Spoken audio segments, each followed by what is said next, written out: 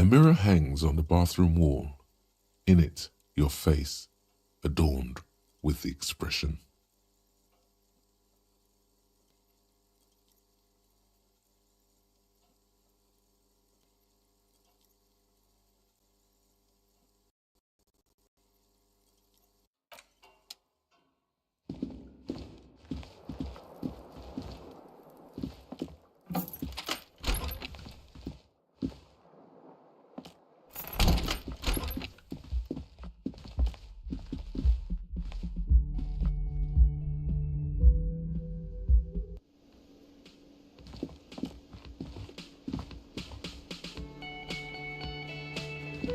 Yes?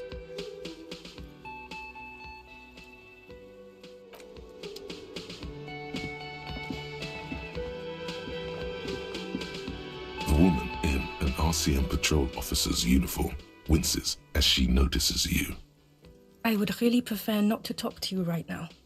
A patrol officer is the lowest rank in the RCM, below lieutenant and sergeant.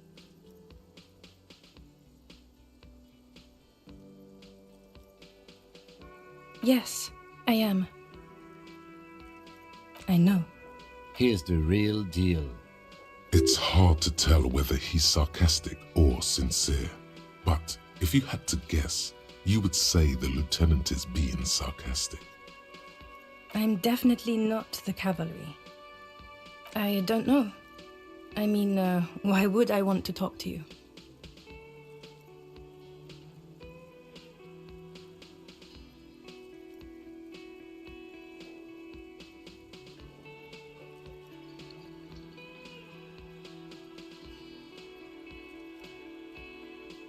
By the... Okay, fine. Let's talk. What did you want? What does one talk about with a fellow officer? What precinct? Fucking deranged lunatic. You're getting an intellectually unsatisfying vibe from this conversation. Maybe you're doing something wrong. I don't know what to say. Don't say anything, Judith. Me? No. I'm just a man with sunglasses. I like wearing sunglasses inside. Sunglasses and a fucking wig. Okay, I'm just looking out for... No one. I'm just a man with sunglasses. And you are?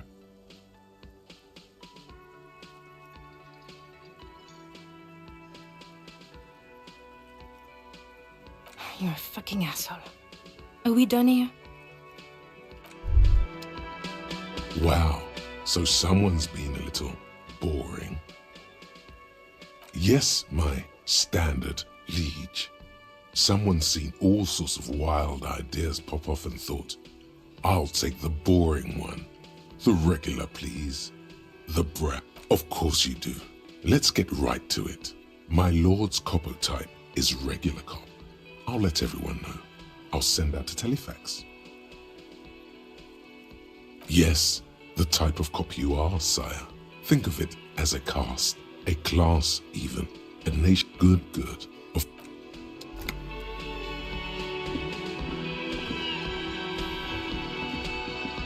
You look like shit. And I don't mean that as a metaphor.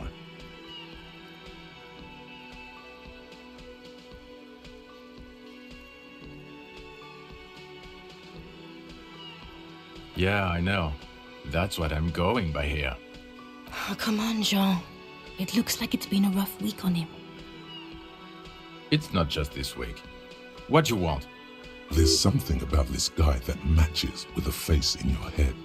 A similar but different face. He might be wearing a disguise.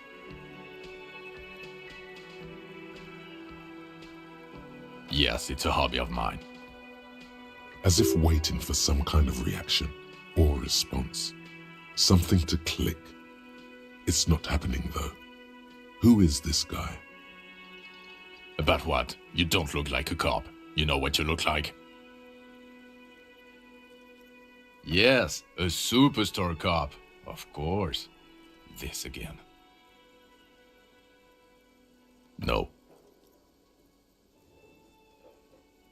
'Cause it's not my job. Why don't you go and fucking do yours and solve this damn hanging?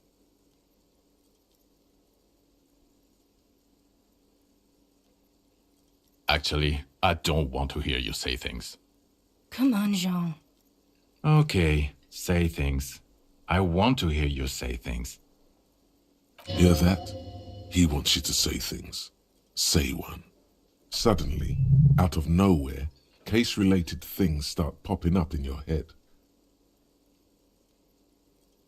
So, do you know who hanged him?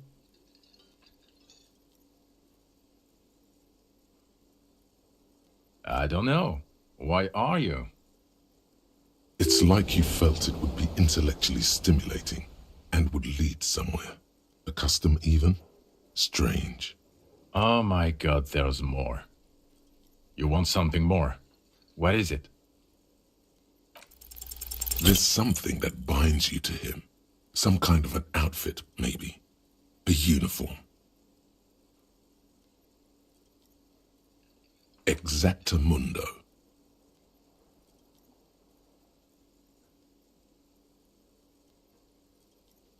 Well, that depends. Define fire. Stop it, Jean. No, he's never been a firefighter. No one here is a firefighter. I'm not getting involved in this. Watch out for yourself, loser. That voice, so very familiar. Did you hear it when calling to your station and reporting your badge missing?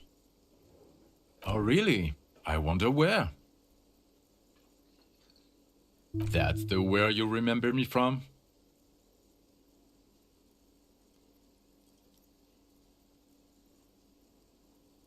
Okay then.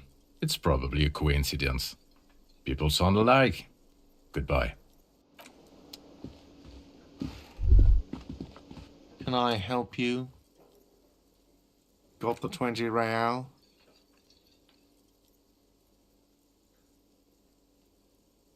You must be kidding, right?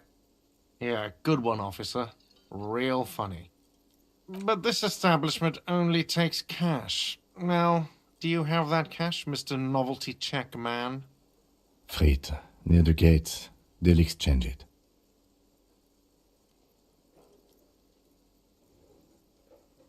Good. You got the room for the night, but remember, you'll need another 20 real tomorrow.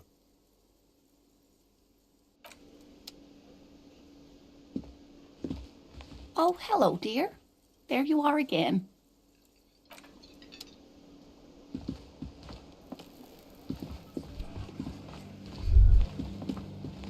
The man ponders his cooking utensil.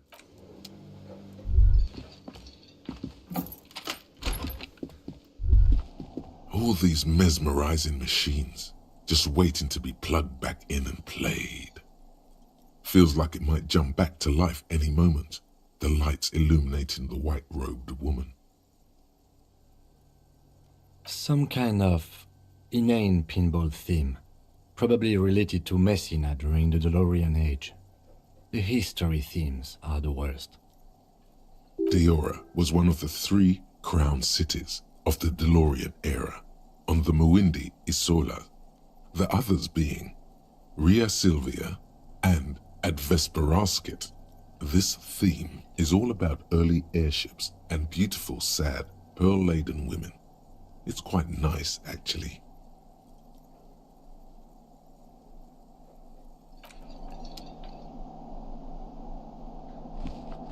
The elevator stands open, inviting you to step inside. That it does. I say, let's brave it. No, it was maintained in 88 of the previous century. Look on the bright side. If it fails, we will only sustain minor injuries. I'm talking 3, maybe 4 months in the hospital. Maximum 5. It appears his whole enthusiasm is sarcastic. Seems like a small freight elevator for transporting machinery. For that, it's pretty quaint.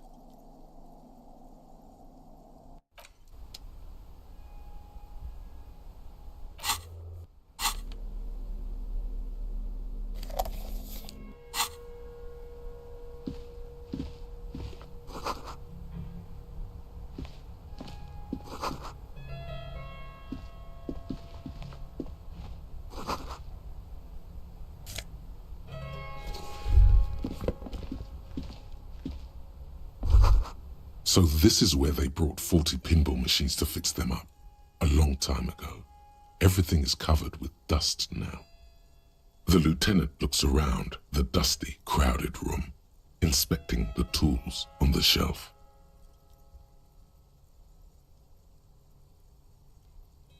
Looks like it. I'm guessing Martinez North 22 used to be a pinball arcade before it became a hostel? There are machines left over. A creak. Some dust falls off a shelf. Downstairs in the hall, next to the main door. One of them even works. I've seen one of the artists bang away at it. But then it went bankrupt. Your skin crawls from making the connection.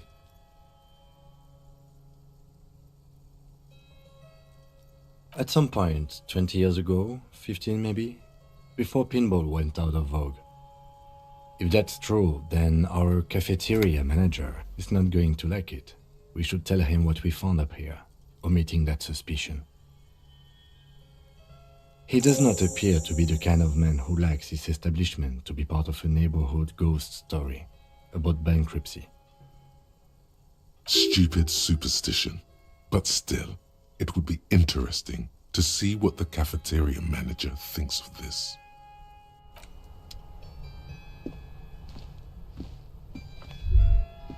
You clearly see footprints in the downy carpet of dust covering the workshop floor. Jackpot. These, unlike everything else here, are new. 3 weeks maximum from the dust coverage. It could easily have been 1 week too. You know, officer, this isn't bad at all. It was a good idea to see where that door leads. Commendable work bringing us to this place.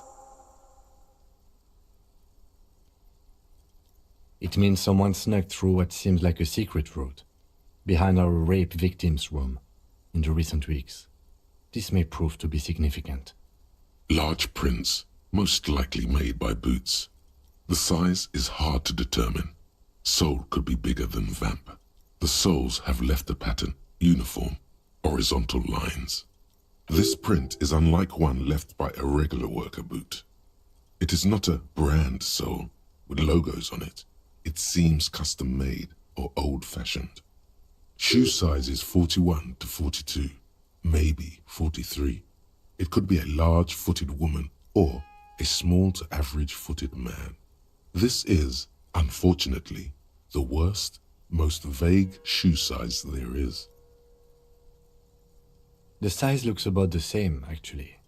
They're not the same shoe, but they could be the same person. No, these little horizontal lines are different. They look custom-made to me, or some kind of foreign print. Hard to say. Still a boot, though. Everything around you is quiet. The prints crisscross the workshop floor.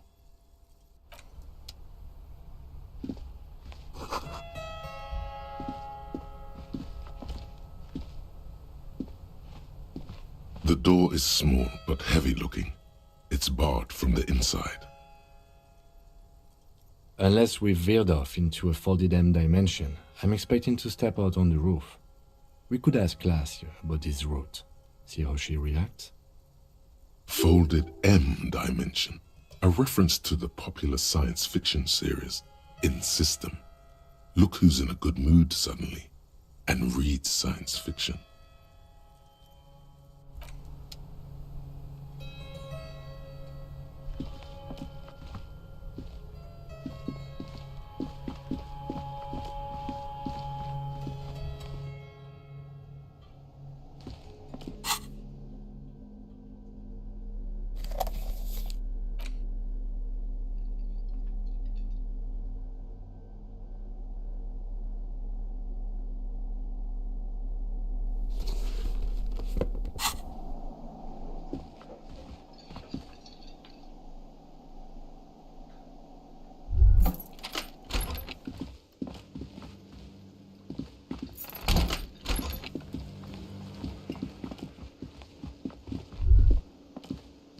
Can I help you?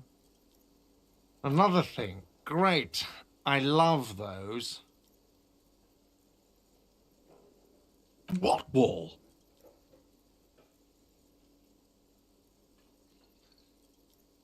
I'll have it fixed at once. Thank you for letting me know. I assure you, the Whirling does not abide spying on its guests. The color has drained from his face. Absolutely not. Fuck you for even implying it. It wasn't me. It wasn't my staff. The establishment will look at it and ascertain what it was. Well, he's definitely not lying. He wouldn't endanger this business like that. Sir, he was only asking a question. It's his job and mine. See that it's covered. Yes, I absolutely will. Sorry, it's been a bit of a day. And now a hole in the wall. Thank you. I'll patch it up personally. Was there something else about the establishment? I hope not. What? Why would you say that? We're at a completely different address from that whole thing. So he knows of the doomed commercial area and its address. He's thought about this. Everyone knows of it. I've been working here for a long time, and that intercom has never been used by the Whirling.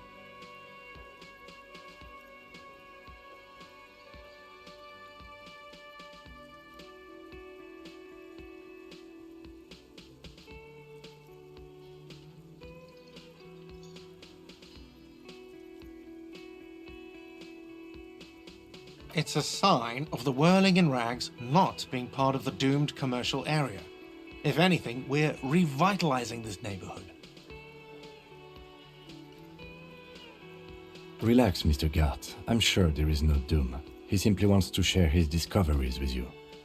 Does this look like part of a doomed commercial area?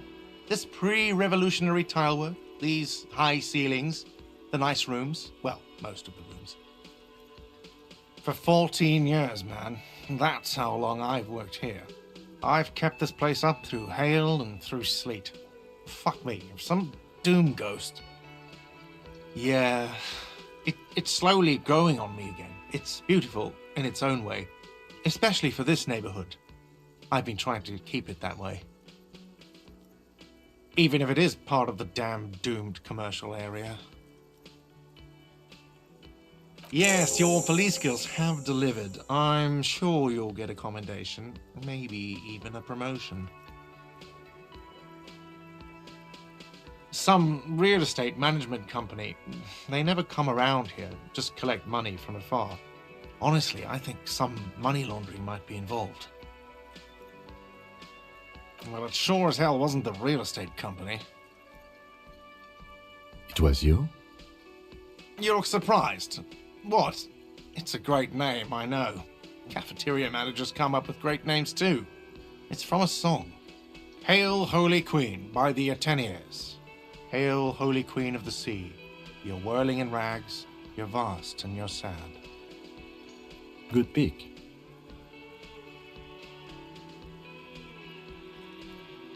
Luck has got nothing to do with it. I need to think about where I'm going to place those pinballs. I have a feeling they're going to help. Against the doom, it's implied. So, if you didn't have anything else to tell me about my establishment, can we, wrap it up? Yes?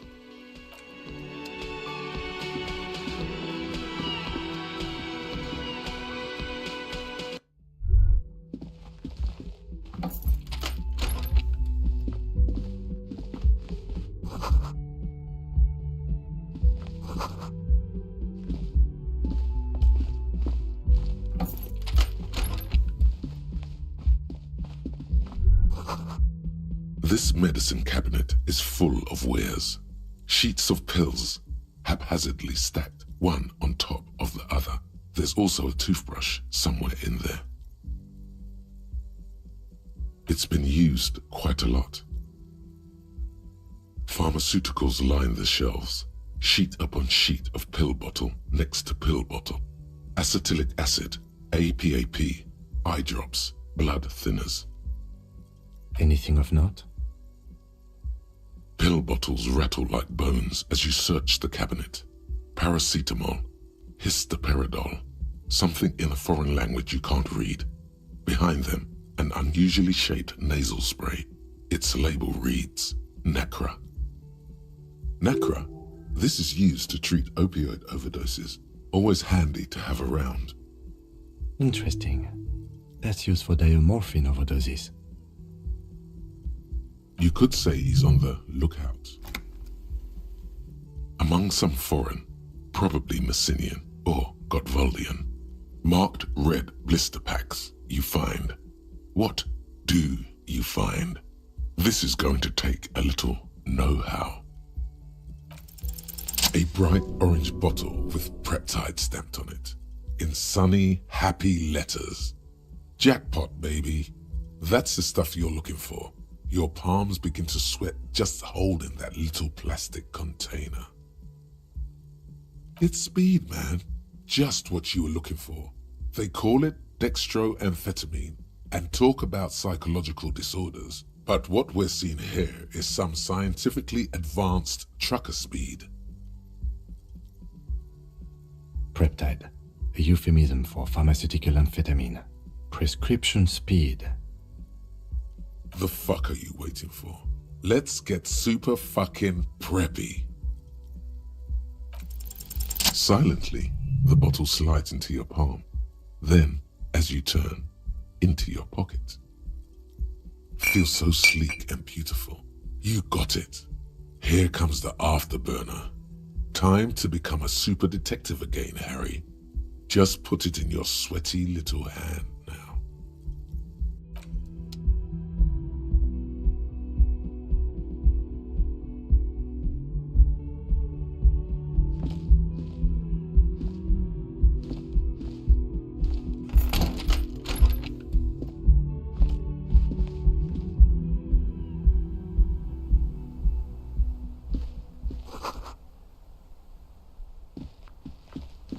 This window is pristine on the inside, unlike the one next to it. Light from the desk lamp reflects off the glass in an untarnished golden halo. Smooth as ice, there are spots of mud and rain on the outside, even smudges. But the surface of the window is clear from the inside. No chips, no hairline fractures. Following your lead, the lieutenant leans in closer to inspect the surface. Looks like it, yes.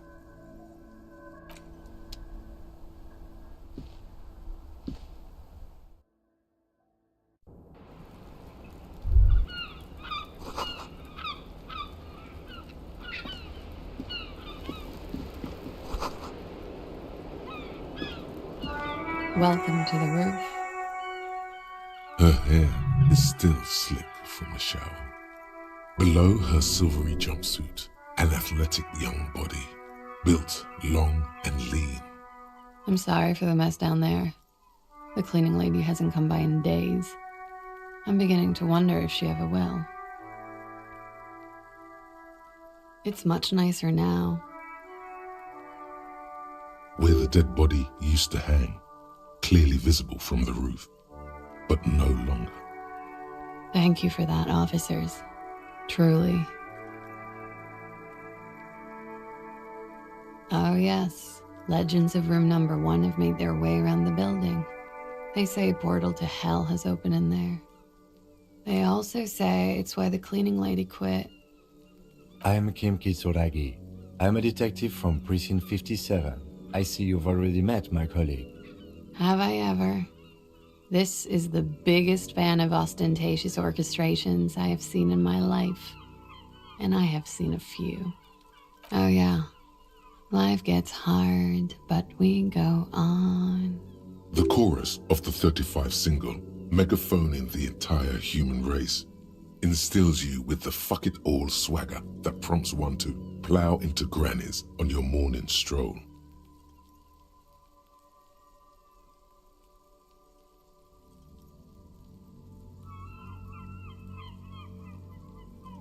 I can see that. I'm glad all this onward going has brought you to me. Miss, we are investigating the murder of the man down there. The people who put him there have asked us to talk to you. Huh. I see. What could she be thinking of? It's hard to say. Her shoulders are relaxed, her eyes on the cigarette. Yeah, it's pretty deluxe.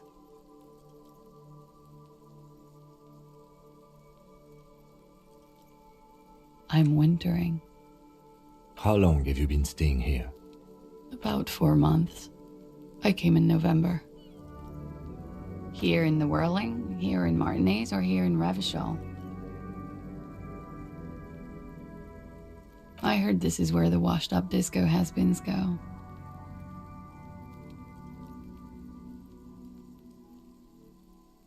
Funky town.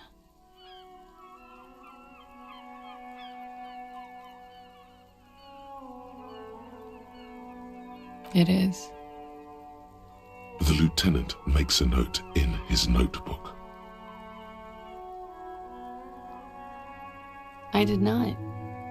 Mystery solved then. I kept wondering where it led. There may be more to this mystery at some later time.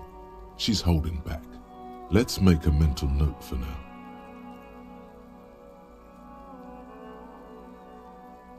Huh. This isn't good. She's straight as a stick, suddenly. A peephole? You mean like a hole in the wall? Yes, looking into your bedroom, miss. Okay. A jitter of fear and disgust moves through her body, beginning from her shoulders and ending in her hips. The cigarette tastes foul to her now. Do you think this is somehow connected to me? Okay. Do you have any way of knowing how long it has been there? Unfortunately, no. But if I were to guess, long enough. The perforation is under the bookshelf on your wall. It shouldn't be hard to cover with some tape. Shit. I don't know. Maybe it's been there for a long time. Maybe the local kids use it or something. I don't know. I'll be fucking covering it up with a lot of tape, that's for sure. Was there anything else back there? Okay. I'm glad someone's had fun. Thank you. I've put a lot of time and effort into it. Technically, possession of narcotics is legal in Revachol, but you should still reprimand her.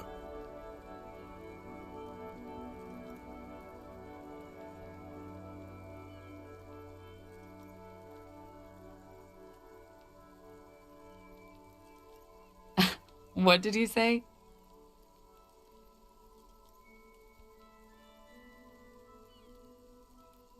No, no. You said narcomania. What kind of word is that?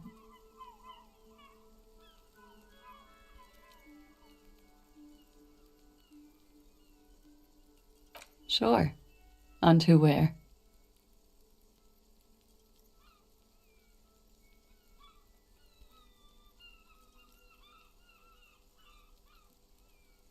Comes in handy when you've done too many opioids. Is that something that happens to you often, miss? Better safe than sorry. Oh, yes. One of my favorites. It cures many ailments. Like not being able to stay up for 36 hours, not being happy. It cures those ailments.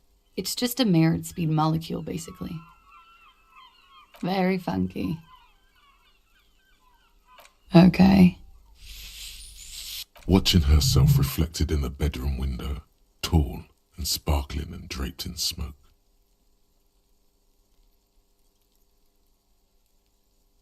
Clausier Amandou. Same name that Titus gave you. Like her accent, it sounds Oranese. Her birthmarks also signal Oranje.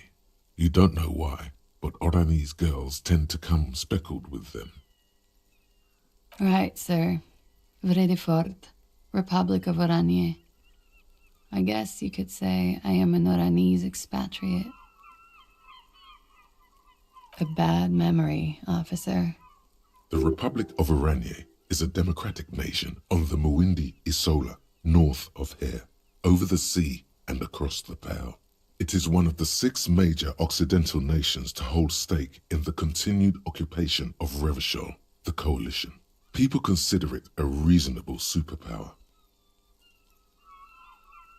of lilacs and lightning, parks, glass, duraluminium.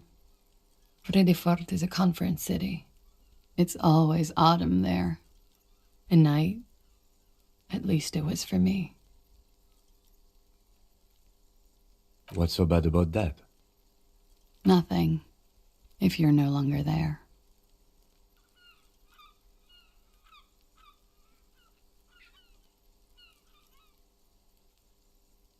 I'm 28.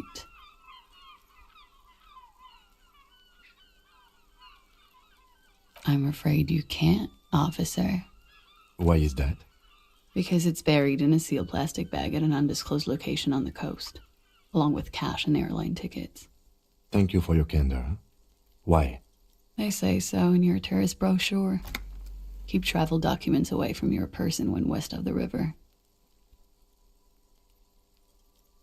If I were to lie to you, I would come up with a more mainstream name than Clausia Mondu. It's a weird name. She seems to be telling the truth, sire. Look, officers, I like this place, but I don't want to be stuck wandering the city like a ghost after being robbed of my travel documents. I don't want to become an indentured servant in a brothel on Boogie Street, and I don't want my relatives to pay the ransom. There are plenty of other reasons for hiding your documents from the law. It's also why I hid it. Why else? I'm an unpopular girl. There are people back home who don't like me. If they show up, I'm in a hurry. The kind of hurry where you can't afford to not find your documents. But don't worry, this has nothing to do with your investigation. I would love to change the subject. It's not important. Unless I'm some kind of suspect. Phew. Okie dokie. If any of this made her nervous, it certainly doesn't show in her expression or her movements. Something stupid. Oranese lit. Oranese literature. It's what I studied at the university. Fear of failure, fear of death, how it sucks to be Oranese. All national literatures are... Only the name of the nation changes. Nothing. I do nothing with it. Cool. I've made more money by just being than I have with Oranese lit. Many things. A roller skating instructor, a secretary, Miss Oranje 37. Of course she won a beauty pageant. She's very symmetrical. The record. So official. It's a bit early in the morning for rate, isn't it?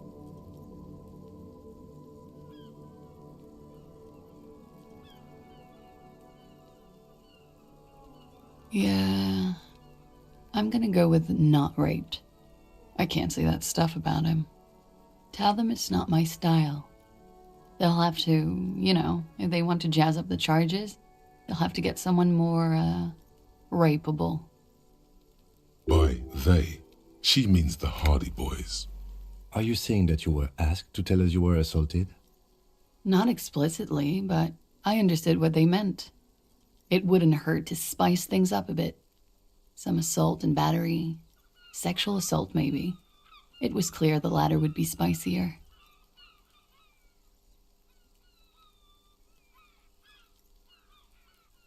I'm 89% sure.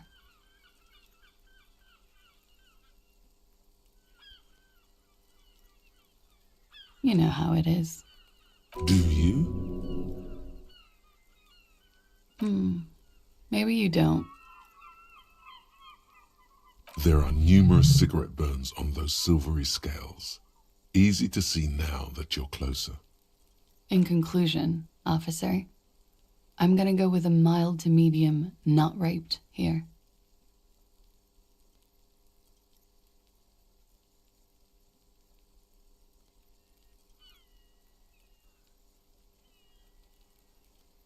Serious. You hear cracking in her shoulders. Let me make this 100% clear then, officer. I was not sexually assaulted. Would I be this flippant if I had been? Pretty much. Warming them.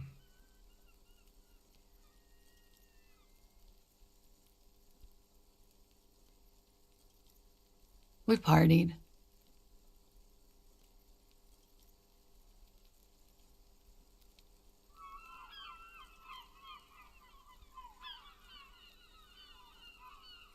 We drank, sir. A lot. For weeks, basically. We had that effect on each other. We made each other drink harder. That's why I liked him. What else? Stimulants. Speed also has that effect, making you drink harder. And then drinking harder makes you do more speed. It's quite the combination. We also had sex. A little. The drugs were good enough, and we did enough of them. How did you two meet? Downstairs, at the bar. He was on some sort of assignment, a military man, as you probably know. Had a cool, scary scar. When was this? A month ago? Something like that.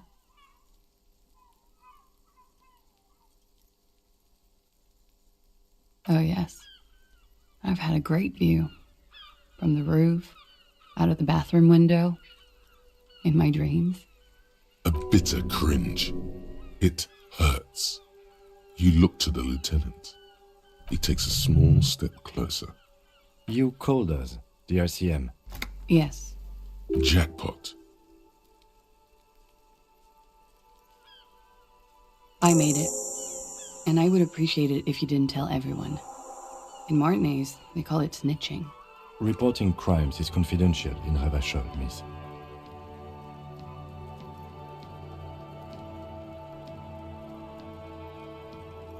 Because I couldn't handle it anymore. None of these people called. He just kept hanging there. Then they started stripping him.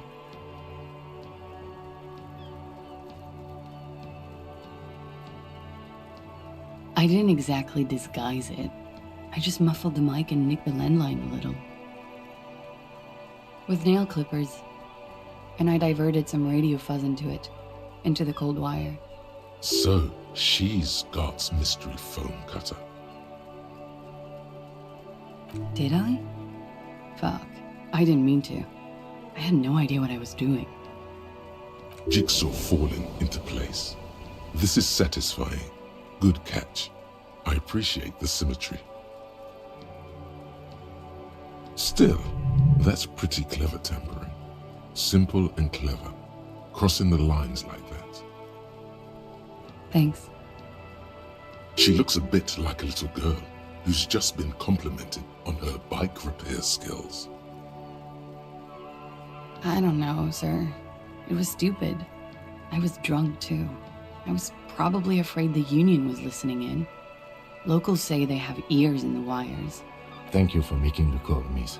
It was the right thing to do. I didn't want to, sir. But if I hadn't, he'd still be hanging there. I'm sorry, I can't do it. Not right now. Later, maybe. I keep seeing him. Like he is now. I can't talk about his... I don't know. Hair. I know it's difficult, miss. We can return to it later. They're frequent guests downstairs. They have a booth for union members. They're probably down there now. Over drinks. It's been a long, boring winter. A little, yeah. Like you partied with the deceased? No, not as hard. I'm sorry to have to ask this, but have you had a physical relationship with any of the Hardy Boys? I have. Which ones, sir? I don't remember precisely. Titus, obviously. But as I said, it's been a long winter. Bullet? They shot him too? I'm not picking up on any theatrecraft here, sir. The pause is sincere. They stripped his clothes and they shot him? You mean after they hanged him? I'm confused, sorry. So am I. Were you aware that he had also been shot, miss? Things are starting to go a little over my head here. I thought he was hanged. I was not present when they did it. I don't know what happened. I just know what they told me and Sylvie, the bartender. This is beginning to get confusing for you too, and we don't like that. Where was she last Sunday night? Cowering. I was cowering downstairs with Sylvie. He had something to do with the strike. One has been roiling since I got here. Rotten timing. But you probably know all about it. And his role in this strike was... I think he was in a security detail. He was ex-military, worked for Wild Pines, and against the Union. We didn't discuss work much, if you know what I mean. But I understood it was dangerous. And they lynched him for it? She nods. She breathes a silvery sigh of relief and weariness. The air on the roof feels humid. Should we head back downstairs, officer? We may have things to discuss there. She nods. Silvery cigarette fumes disappear into her mouth.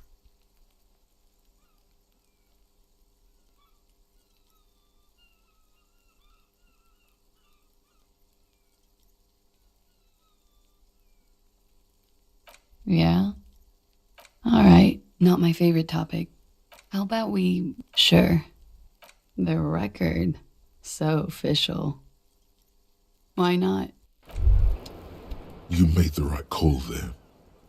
It feels good. Pure. I'm talking about your zero-tolerance policy toward the mania of narco. You're in the right there. Powerful stance.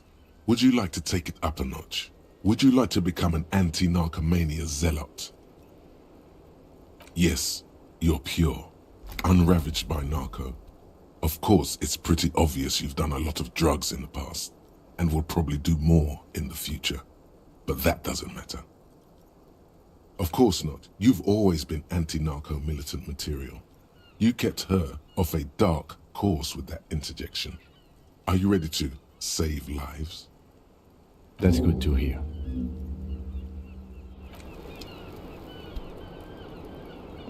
Looks like we have more to discuss with those so-called Hardy Boys. Half their reasoning just went out the window. Nothing will make them respect the RCM, but it will disrupt the game they prepared for us. We just stripped off one layer of whatever it is. Her decision to not corroborate their story was definitely not part of the plan. What else could she have done? Lie? She saw there was no way to lie and get away with it. If not you, then me. It was a smart move from her. You think so? She seemed forthcoming. Unusually so. Being forthcoming about some things is a good way to obscure other things. The best liars are always forthcoming. Anyway, we should move. I suspect our investigation will bring us back here soon enough.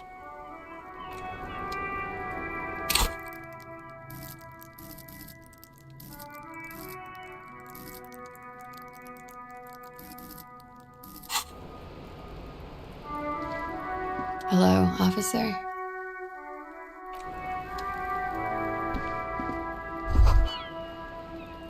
Just as you look at the flowers, a gust of wind raises them from the roof, picking them up in the air. You catch a single white flower between your fingers. The rest fly off into the wind. It's a Maybell. The young woman looks at the Maybell in your hand, just a glance, then takes a drag of her cigarette. The lieutenant gives you an acknowledging little nod.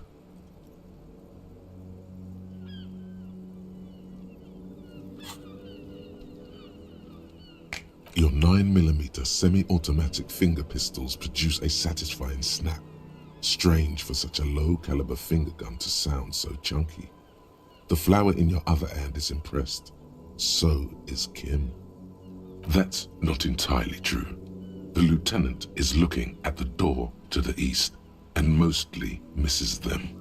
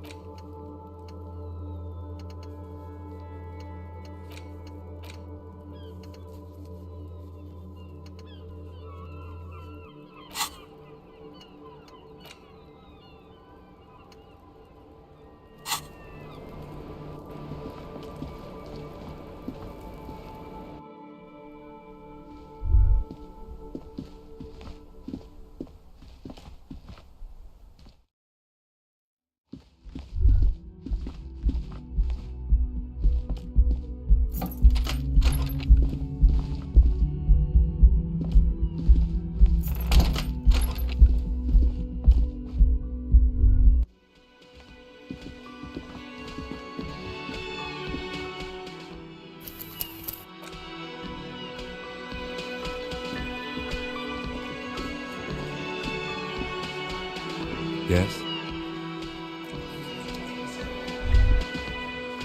I've got nothing to say to you. The clowns are still hanging around. What is it now?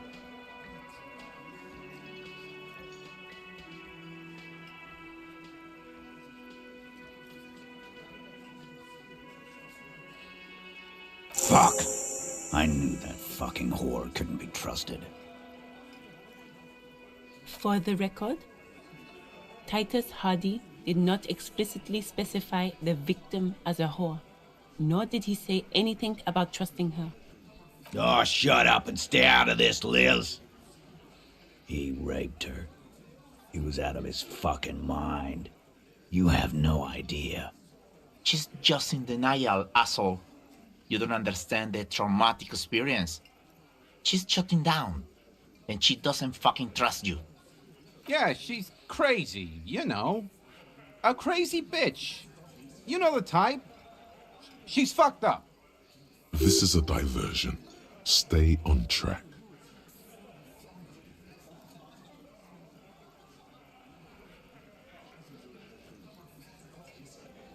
Lawman, I'm at the end of my goddamn rope with you. I fucking told you not to push her. His hands become fists. And you went and pushed her. I am gonna fucking... Hit you. Duck. Titus Hardy! Everard personally sent me to take care of this. If this goes south, we'll all be in the shit. But you, Titus Hardy, are going to be buried. Am I understood? When she's angry, she emphasizes the S. It gives her voice a strangely hypnotic quality. Her lips barely move as she speaks. Look, Copper. We know that that fuck was a rapist and a killer. We got him confessing to it on tape. Show it to him, T. What's the harm, right? Here, jerkwad, listen to this shit. And then come back and tell me the soldier of the apocalypse was an innocent man. This is their last play, this tape. Their story is in tatters, a mess. It might be nice to listen to, but at this point, you don't need to. What's on it? We call it the door gun a mega mix. You'll know why, once you listen to it. A door gun is a gun mounted to the door of a transport airship. They have a habit of mowing down civilians. Farmers mostly. You think we go into this shit deaf and dumb? You RCM aren't the only ones who know how to bug people. There's no university degree for that. We have machines. We're in logistics. How do you think a harbor works? It's advanced stuff. Understood? You've listened in on their communications. How long? Since way before their chief started taking swing lessons. Things got nice and quiet after that. It's not advanced. You just hold up in a coop all day, writing down what they say. It gets hot as hell in there. Don't put yourself down, Angus. It's important work. Yeah, man. You're like a radio genius or something.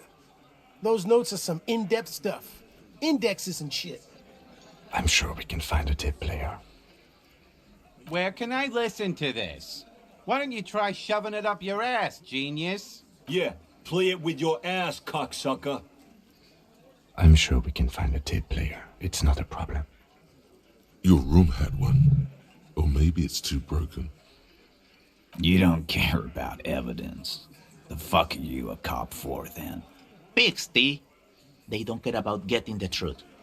They care about getting convictions. They are fucking keeping a score on their bulletin boards.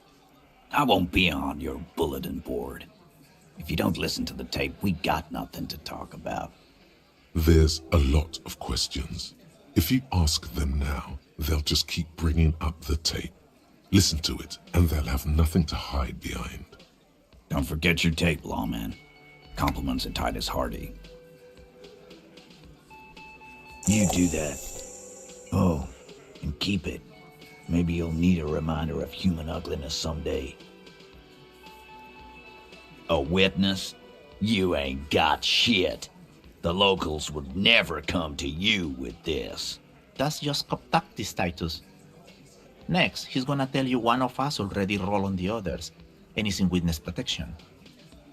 Well, let's hear it then. Who is your mystery fella? He's not alarmed by the sudden appearance of a witness, but he is surprised. This goes without saying, but nonetheless, don't give out his name. Yeah, right. Like we wouldn't know if an MI plant was in our town. Nice try, right? MI is short for Moral Intern. Moral Intern is short for Moralist International, the coalition that runs Revachol. I've seen this shit a million times, Titus. Fly fishing. They are desperate. Tell us, Copper, what wacky claims did he make? It's you assholes that feel the need to go around like a fucking brass band. The Hardy boys are dead silent. Yeah, it's like they put cowbells on you before they send you to the streets. What's with the cowbells, policeman? They're avoiding having to answer this question.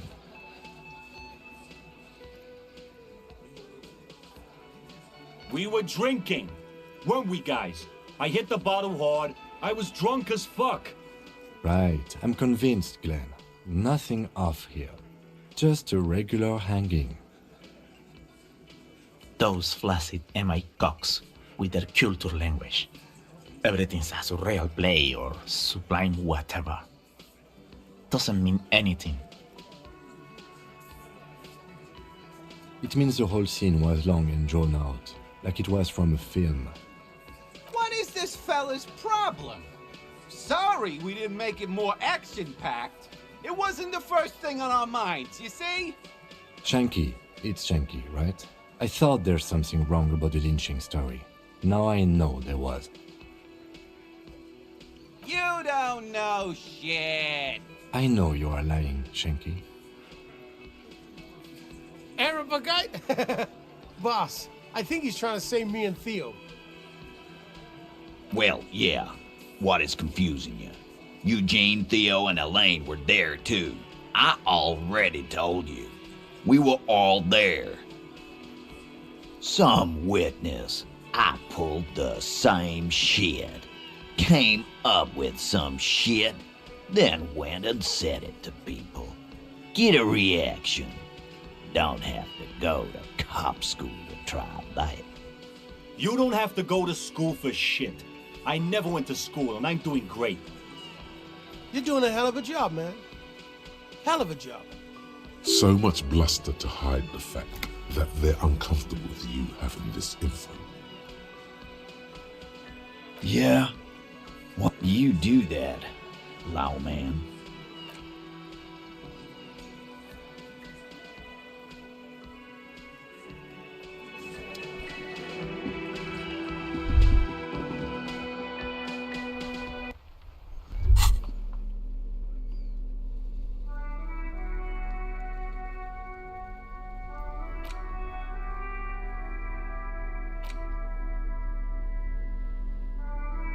You stare at the great door gunner Megamix. If only you had a boombox, you would be able to play Titus's tape. 6 crumbling petals rest on your palm. They're white, a bell-shaped crown. This is the Insulindian lily, called Maybelle's or Lucille's tears during the Revolution. Girls used to pin these on soldiers before sending them off to battle. This flower is a spring flower, but it's a bit early for that, isn't it? The revolutionaries, so the communards and the anarchists. White's their color, but the custom started in the suzerain's army, so it held meaning for the kingsmen too. It's about girls and boys more than sides. Girls sending off boys who are going to their deaths, then also dying themselves in the ruins from dysentery and consumption. It's a symbol of the Civil War. Yes, but not this early, not to my knowledge. It looks dried, preserved. Maybe, maybe not. We'll see. The petals feel dry and fragile in your hand. Wait, have you noticed there's a war veteran playing a ball game on the plaza? You should ask him about the flowers.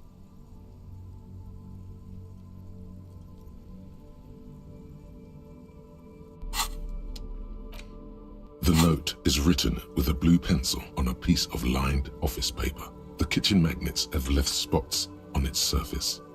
Does it say anything interesting? This is tangential at best, but the lieutenant's detective instinct is still active. Someone has scribbled, S. I can't believe the off-site copy is still here. The illiterate ginger kid keeps stealing stuff from the studio, so I had to hide it somewhere safe. You'll find the filament memory with the off-site copy in the frozen ice cream maker. Please take it home, ASAP. It's important. I'd do it myself if I lived in a civilized place with a freezer. Take care, Sully Swaff. It belongs inside a radio computer, storing its memory. It's like a tape.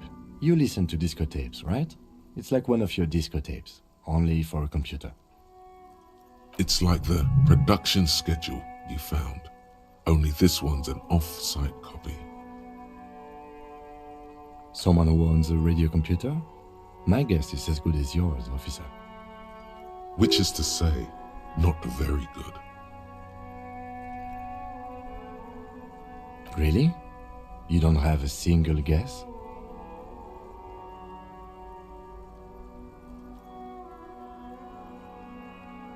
Oh, I'm sure that child would love to get his hands on a filament memory. Even if he doesn't know what to do with it, he'd probably try to pawn it for speed, based on our encounter. I don't know. I assume it's somewhere close to the iceberg fridge. Didn't you see one right next to the breaker box?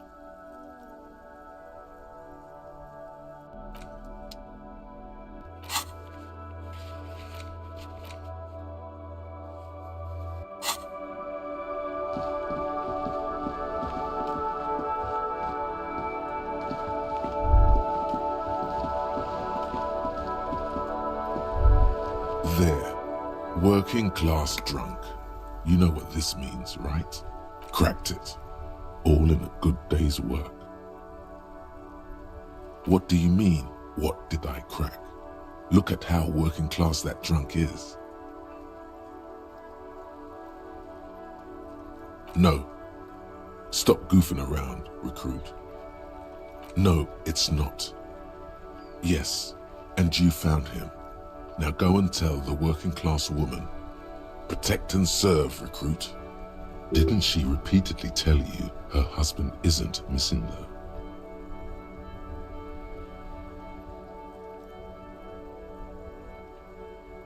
Do marriages make any sense? Does honor? You're not a filthy philosopher. You're an officer of law. It's time to ace this case and not brood over your reputation. We can deal with the perception management later. There's no need for champagne when there's honor, recruit. Go and tell the working class woman what you found right now.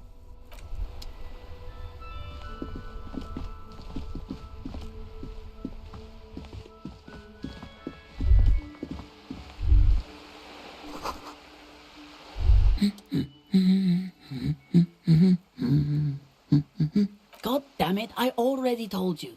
My husband isn't missing. And I specifically added that I didn't need to know where he was. Very well then. Where is he? Excuse me? I don't follow.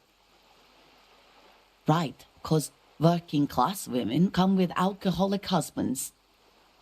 You know what? Remember, about that what.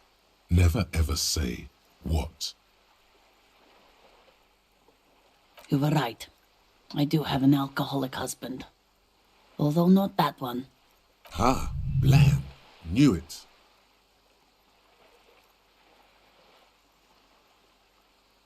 I did, and he is. He's also an alcoholic. No, he's not. Or maybe he is, I don't know. He's probably in the park or in Shamrock somewhere, drinking with his friends. I haven't seen him for... Well, to hell with him. I wouldn't be so sure. Man, just to be completely clear, do you want to report it to the police? Report what? He's just out drinking with his friends. I'm sure the police has better things to do than to chase down local goofballs. They are not all they're cracked up to be, officer. Because people either show up on their own, or you never find them. I'd say there's nothing mysterious about incompleteness. It's in fact rather unpleasant. All right then. He has questions now. What kind of questions? Honestly, not that different from you.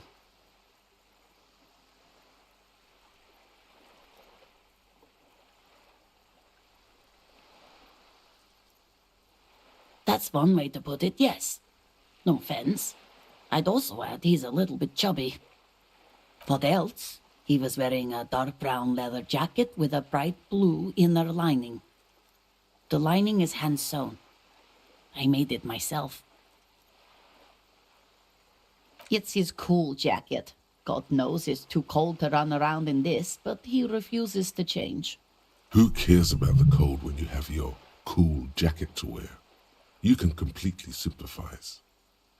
I even tried throwing it away once, but he just dug it out of the bin. Can you believe it? Well, what can you do? I hope that at least that extra lining helps him keep warm at night. I wouldn't like him to catch cold. Yesterday morning, he went to the library. He went to retrieve my book, and he promised he'd walk straight back home. Because we talked about this. We talked about not wandering off again. I don't know what to do. I honestly don't know what to do with his addiction. Just makes me feel weak. Gone for around 36 hours then. Damn, this is a missing persons case. She turns away from you in an attempt to recover. So you are going to look for him? Thank you. Please do. Even though I'm sure he will return home by himself. I'm still sure of that. She tries to maintain a brave front, even though her eyes reveal the opposite. I'm sure he will too. When he does, would you let Precinct 57, Kim Kitsuragi, know? I will. Of course, officer. As I said, it's probably nothing. No, absolutely not. Are you a policeman or a nanny?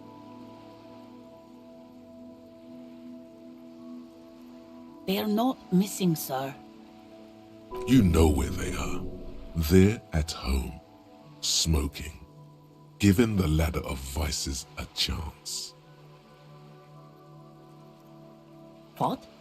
That's just... My daughters are perfectly fine. They're with their friends down in Shamrock. There's nothing to worry about. They're almost grown up now anyway. They're past the age they need me protecting them from everything now. My youngest girl, Jolie, is just shy of 16.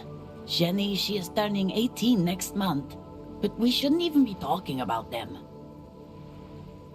Why do you need to know this? Haven't I repeatedly told you that they're not missing?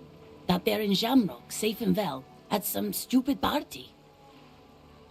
There is no investigation here. I can tell you that.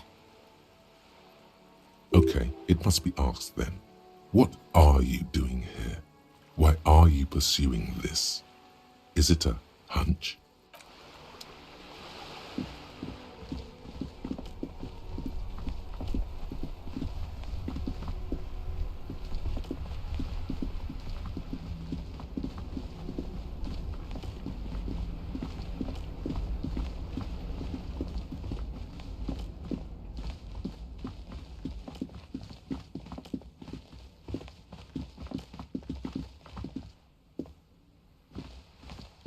A rusting control panel with... You grab the handle and pull the lever up. As soon as the metal connects against the contact pins, you hear a loud clunk. Then the water lock starts moving.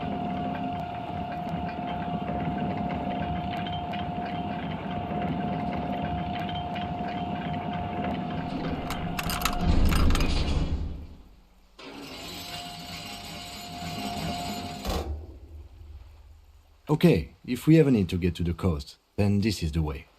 But please, contain your wanderlust for now. I don't want us to get sidetracked, not with everything that's going on.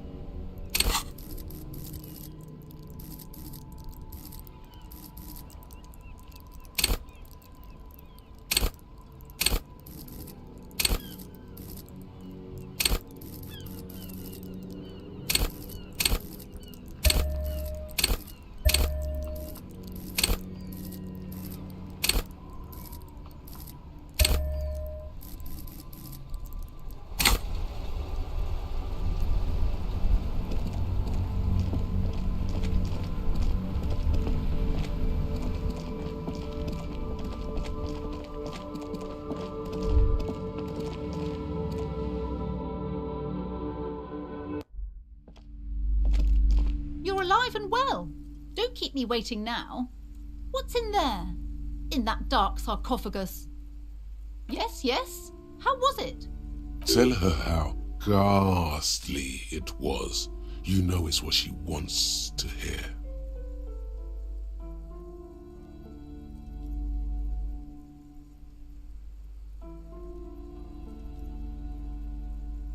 I knew it. Oh, such horrors that have been thrust upon us. But what else did you find? Did anything survive? No, of course not. Have you located the entity? You don't have anything of substance to tell her until you found that entity of hers. Okay, but please, only a few questions. You wouldn't want to disturb the spirits. Yes, the Simonees are very crafty, and their wards are extremely powerful. Lesser wards simply won't do here. The woman looks aloof, her features much softer.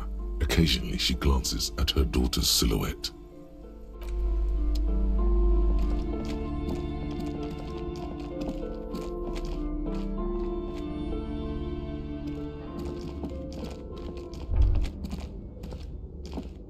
The barbell waits patiently on the floor, like a dog for its master. You're right. The weight may fall off. Better not touch it then. It would be a violation of EPIS safety regulations if the gym was still operating, but it isn't.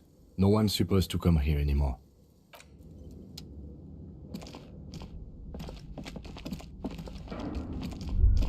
It's dark. And the flashlight works a lot better if you hold it in your hand.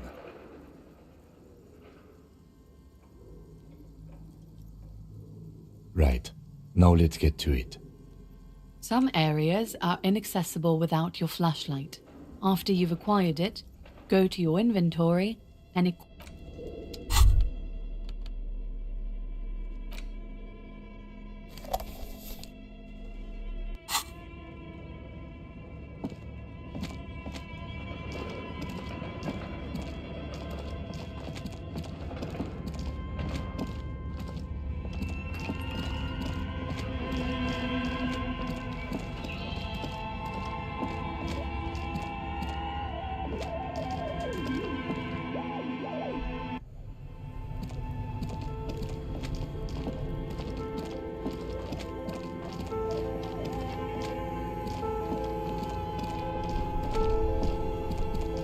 This orange machine is dead still. It has a hand-cranked ice cream churner and an electric freezer. The ice around it slowly melting. Turning the crank feels oddly satisfying, like stirring your childhood dreams. In the distance you hear water dripping. You slip your fingers under the frozen lid, but the ice is too cold for you to get a good grip. A pry bar would come in handy here. No. This is going to need something else, some kind of super pry bar. Don't even try to open it with a regular pry bar. You're just wasting your time. If you want to try again, then you need to have the pry bar in your hand, detective. equip the pry bar by go.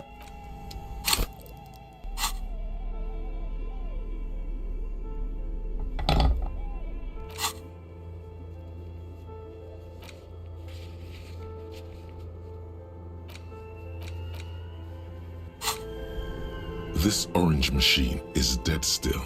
It has a hand-cranked ice cream churner and an electric freezer. The ice around it slowly melting. The ice squeaks beneath the pry bar. You think you've got the bar jammed in there pretty well, but the lid simply won't budge.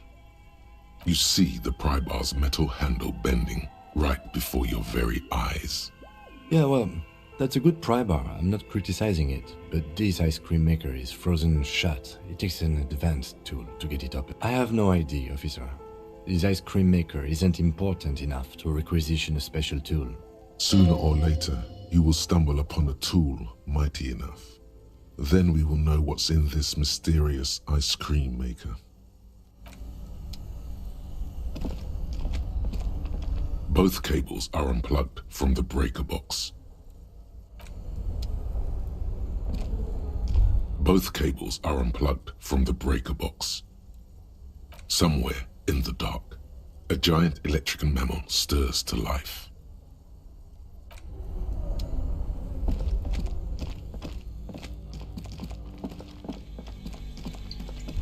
The bear's eyes are still glowing red, watching over all the ice cream wrappers hidden inside its belly.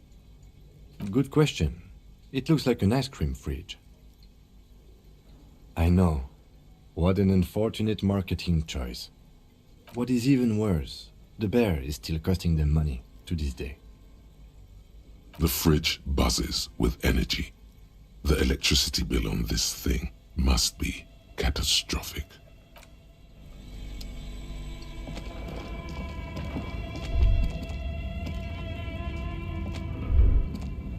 A thick layer of coal dust covers the furnace, coloring it pitch black. Looks like it. Looks like an old central furnace used to heat the building. It's connected to the chimney. No one has used it in ages. No signs of any recent fire. Only dead rats. You're right. The rooms do look like they're connected. But malignant entities don't exist. At least not the supernatural kind. Always has to be the skeptic, this man.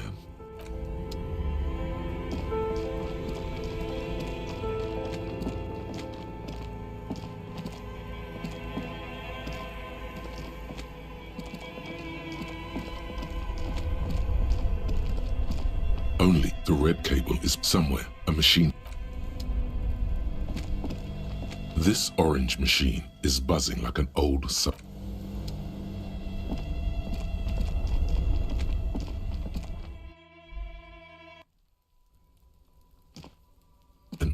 call East Delta Commerce Center. This must be the name of the doomed commercial area. Whatever she says, it can't hurt you. You're a different person now. Stronger, healthier, and alright, maybe not healthier, but it's a bonus that you've drunk so hard you can't remember any of your past relationships. Oblivion's the ace in your corner. There's a light buzz as you press the doorbell, waiting for her to answer the call. It's cold outside, and you can hear the wind blowing into the speaker. A strange metallic taste fills your mouth as you stare at the intercom. There's the static again, whispered like a seashell pressed against the air. Yes, hello. This is Tricentennial Electric. Have you come to place an order? My God. Here come the bad vibes again. Relax. Distance yourself from it.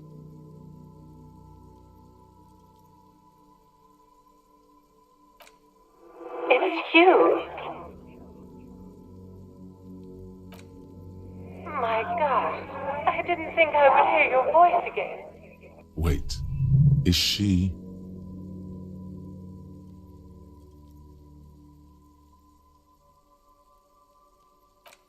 Michelle, just please. Why did you even call? I don't understand. You've been gone for months. I thought you didn't care. Is this some kind of joke?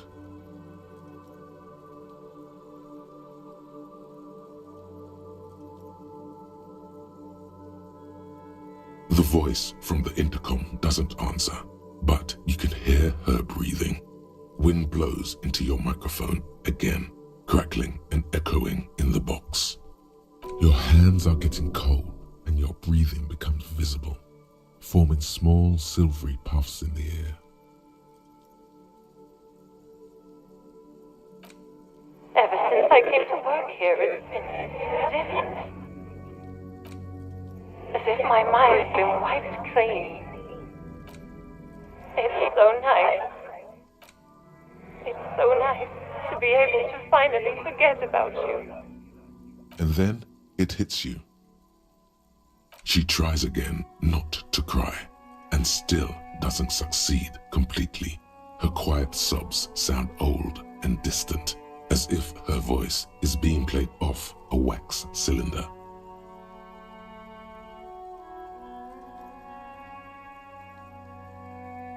Her sound melts into the static from a long-distance phone call. From time to time, you can hear people talking in the distance, but can't make out any words. This is where you hung up the call the last time, but the recording is still going. A phone rings in the office with an old-fashioned chime, and someone walks by in a pair of heels. The static is like a warm blanket wrapped around the sounds. No one replies, but the static grows stronger like rainfall. Then a female voice speaks out, completely different from the one before. Glorious and total somehow, crawling inside your head. Her words are too cold to comprehend.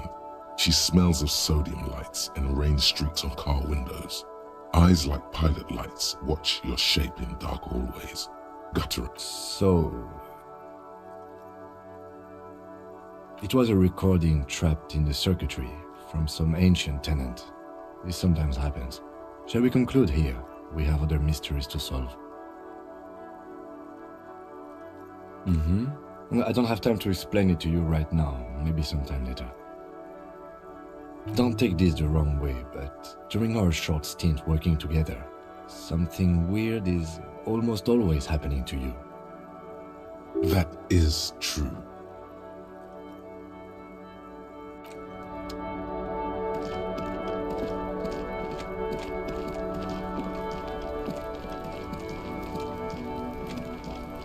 Necromancer pig.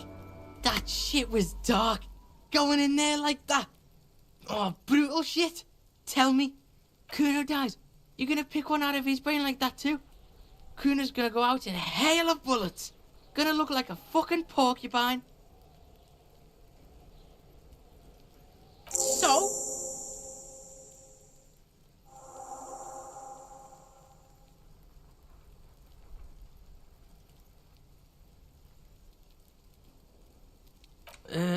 Fuck, okay. Kuno's a giver like that, yes? Kuno sent your fat ass running around like jello! Look, pig, Kuno sent you to rough some people up. Kuno played you. That happened. Now you and Kuno should move on. Good idea. Yeah, that's what Kuno said. Don't be saying what Kuno said back to Kuno. Get the fuck out of here, Patterson Kuno. After this shit, you better have something real interesting to say if you want to stay in Kuno's face. Yeah, real interesting. It's not Kuno. It's Kuno S. Kuno S is by far the worst of the two. Kuno has no problem being near you, but the other hides behind the fence, afraid for her life, like she's done something very bad. Also, Kuno hasn't stopped talking to you, even enjoys it from time to time. When you talk to the other one, it's like talking to a cornered animal. She only hisses and says murder was the case that they gave her. And then there's the fact that she's a girl and appears to be a little younger, certainly smaller, and yet Kuno is afraid of her. What's up with that, Kuno? All in all, Kuno respects madness. You cannot hope to outdo her on that front. You must win yourself a few minutes with him alone. Fuck you whispering about? He's whispering too. He's going with it. But watch what happens. Fuck you whispering about? She puts extra stress onto that word, expecting it will make you uncomfortable. If Kuno wants to whisper, he's gonna fucking whisper, okay? Let's whisper, pig. This is it. You've got him. But be careful. You can still fuck this up. Don't make Kuno look bad in this. Crazy? You don't know the half of it. She's not crazy. She's insane. Dangerous. She's smoked a man. She's done people in. Probably even pigs. Stop talking to him! Kuno, I'm fucking warning you! You're gonna get us into shit! She understands what you're trying to do. Yo, see? Did Kuno not tell you? Kuno told you. Kuno talks to whoever he wants. Talk, pig. Kuno's got it under control. You did it. They're separated. He's even turned his back to her so she can't read his lips. Yeah, she's psycho. None of that kiddie psycho. Cat burning shit. She does the real deal. Snuff radio shit. Believe me, pig, you don't want to know. And he doesn't even want to think about it. This isn't just another boast. Fuck knows. She says it's the song of her people or some shit. Crazy people. The fucking Nakis. I don't know. It's Suruese. The Suru are an indigenous ethnic minority in the social democratic powerhouse Vasa on the tundra and tiger-covered Isola of Katla. Far, far away from here. As far as possible, really. Suruese? Like that man from Helmdall shit? She could be.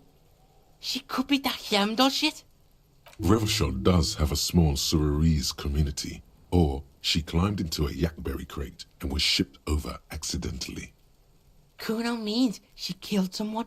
That's right. She's a killer. Like, actually a killer. His little green eyes are fixed on yours. He's meant everything he said before, but right now, he not only means it, he is sincere.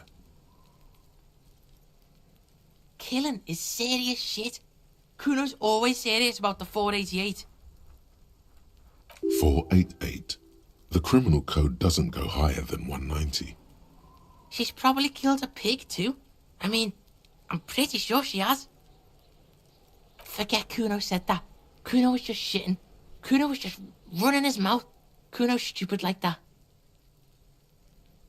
A cop would be too large for her to overpower, but a determined child of her size can still kill the vulnerable, the elderly, the homeless, or other children.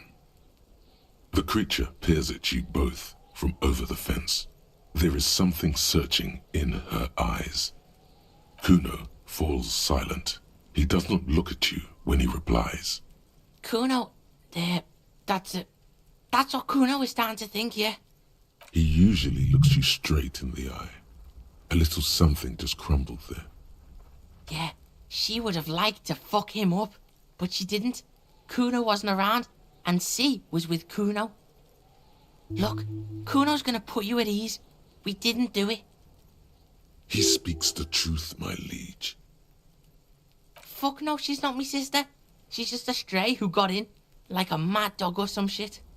Yeah, she was just there. What was that, Kuno? She was in the hallway, dripping wet, by the fucking shoe rack. A shoe cupboard just off to the right. Have you been to this place?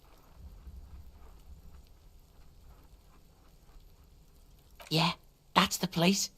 She was just balled up near the closet, psycho style. Kuno's got no fucking idea. Her hair was all wet. I think she pissed on the floor too. She was there for 3 days, in the corner, every time Kuno went out. I don't know. Someone left the door open. Kuno comes home and she's sleeping under the desk, under the pile of clothes, like a dog. Kuno's dad doesn't give a shit. Doesn't even see her there, or thinks it's fucking Kuno. Shit's all on Kuno. How's Kuno dealing? Kuno's dealing just fine. He doesn't need you fucking with any of it. C doesn't either. Kuno's got this shit under control. Listen. C is Kuno's go-to. Kuno's protecting her. You fuck with C, you fuck with Kuno. You threaten her. You threaten to take her away. This is what it all comes down to. He needs you to take him seriously now. I'm going to kill you. I'll run when you put the cuffs on her, sneak up on you later, and fuck you up. You understand? Alright, now we can do business. Yeah? What do you want? Kuno can hook you up with... Don't hook him up with shit, Kuno! See, relax. He respects the Kuno. Kuno made him respect the Kuno. you respect the Kuno, you get all kinds of shit. Remember when you tried to get Kuno to hook you up? We can get on that now. If you run a little errand for the Kuno, me and you, Kuno's gonna hook you up with illegal narcotics. See, it's tension and release with Kuno. Now we releasing. The pan buying shit, that's on now too. 90% discount for Kuno's pig. Kuno can flex. Kuno flexes for hobos. Kuno sees you're in need. Kuno gets it from his dad. Kuno and his dad are major suppliers. That's where Kuno gets his lightning on. Problem is, Kuno and his dad had a little falling out. Now junkies clawing at Kuno's door. Streets going mad. Kuno's got to throw his dirty popo man at it. Dirty popo man is you. In there is Kuno's violent dad on steroids. Kuno's dad does steroids and speed. If you can take him, you can have half of the speed. Kuno's dad is a fucking monster. He's the most violent man in Revachol. He doesn't give a shit about a single thing. He drinks too. Are you sure you can take on the most violent man in Revachol? In your condition? Like half. A baggie, but like in this vial. That's half a gram, sir. Yeah, half a G. Want it or not? Fuck you talking about half a G? This shit is giant, grade A shit. So clean you can barely see it. You can barely see it because there's barely any.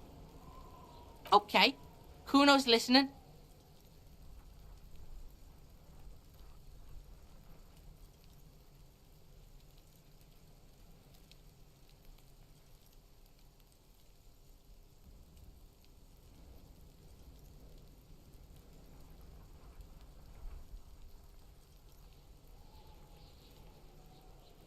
Sure, confiscate it for Kuno, and you can have half. Just get in the apartment building. Kuno knows you already fucked your way in. Kuno knows everything. Go to room 12, first floor, and kick down the door. Police violence style. Kuno style. And then it's action time. You're locked in the room with violent fuckheads. That's it. Next time Kuno sees you, you better have his shit. What the hell are you signing us up for here?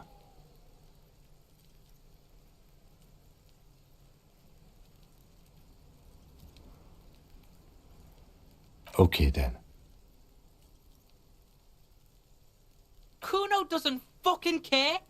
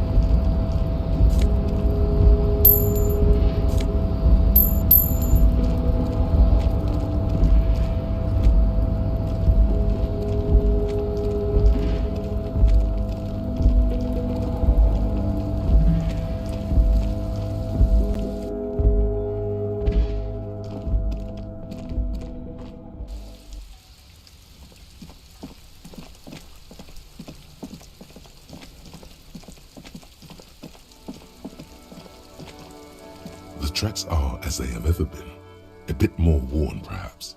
Fortunately, the street sweeper still hasn't noticed their presence. That's plausible. A similar reckless abandon seems to be in evidence.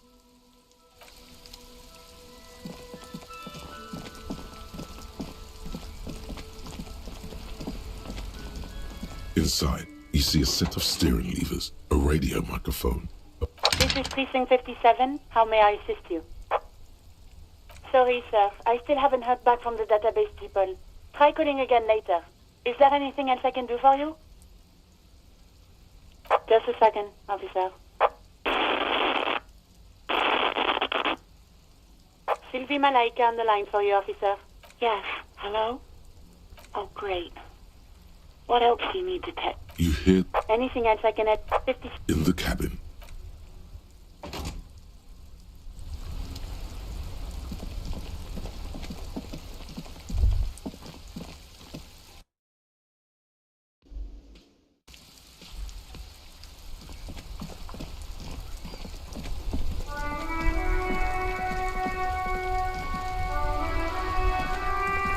Officer! God damn it. Pull yourself together, René. What do you want? It's a Bell McGrave. 4.46 caliber. Breech loading. Revachol made. Good weapon. Accurate and reliable. His moves are quick and precise as he first checks the weapon, then aims it at the sea. This man knows firearms intimately. This one's inoperable. The bolt spring is missing and the mechanism is jammed shut. Still a beauty. Where did you find her? I understand. Unfortunately, I don't know what else to tell you. These BMs are an antique. No one uses them anymore. The ammunition is impossible to find. I prefer the old name, Insulindian Lily. Girls bought them to young cadets when they entered service. Wearing them on your cap was supposed to bring good luck. It used to be. But the communards were fond of them too. Call them revolutionary flowers. Bells of the revolution. You know what? No. They brought me misery, false hope, and disappointment. The revolutionaries sullied them. But it wasn't the revolutionaries that sullied the idea for you, was it? She gave them to me too, and your jealous little heart just couldn't accept it. Enough! I can go over these matters in detail with you, Gaston, but not while we have company. So, officers. Maybells don't blossom yet, do they? Maybe on some remote parts of the city they do. But I think you'll have to wait for at least a month. Yes, the Debardeurs Union pays me to stand vigil during the nights. Not out of any political allegiance, mind you. I'm an old man. Don't sleep more than a few hours every night anyway, and money is tight. Yes, it does. Unfortunately, I wasn't working that night. Been on a 2-week leave since last Monday. It's a private matter. Nothing to do with your investigation. You see, officer, René is the kind of man who'd rather die than admit he needs medical assistance or, God forbid, seek it. A real man's man is just gonna ride it out. I'm fine, goddammit. Mind your own business. It's nothing. No one. The boss has been unmanned since last Monday. There's no other guard. It's just me. No one has been guarding the container yard since last Monday. Yes. It's not actually an issue. I mean... Look, officers. The container yard doesn't actually need a guardsman. Never had one before René. Monsieur Claire had that booth built specially for him. It's mostly decorative. The possibility of someone being in there is enough to discourage any ill-minded individuals. Evrard created this job for René because he knows the Royal Carabiniers' pension of honor and PTSD isn't something a man can live off. A decorated Kingsman collecting tear reflects bad on the whole neighborhood. His words. It's not charity. Not to me. Up there, I give it all I got. I earn my keep.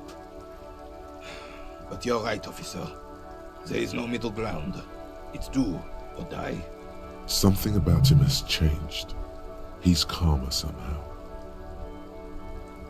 She is nobody. This is none of your concern, and I refuse to discuss my private affairs with the RCM. The lady is Jeanne-Marie Beaulieu, and she sure as hell wasn't a nobody. Yes. Like I said, it would be up anyway, so might as well keep an eye out. It keeps my senses sharp. What is this? Are you mocking us? This isn't for pétanque. Now, no need to get angry again, René. I'm sure the officer tried his best. It's not like there's a bull kiosk here in Martinez.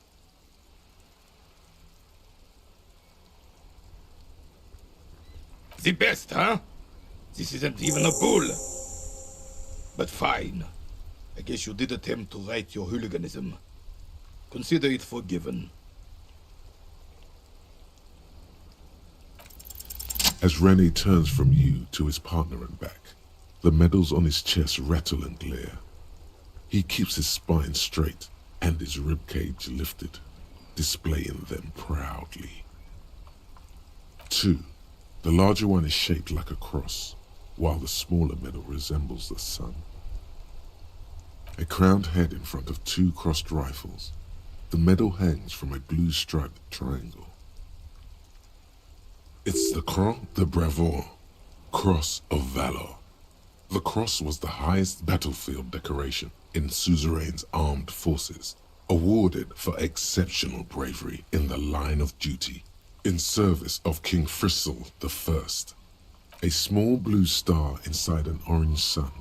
It has the word Valiance written below. The setting sun was a decoration used to distinguish seasoned combat veterans in service of King Frizzle I during the Revolution. For bravery. I'm sure, but I know this uniform's reputation.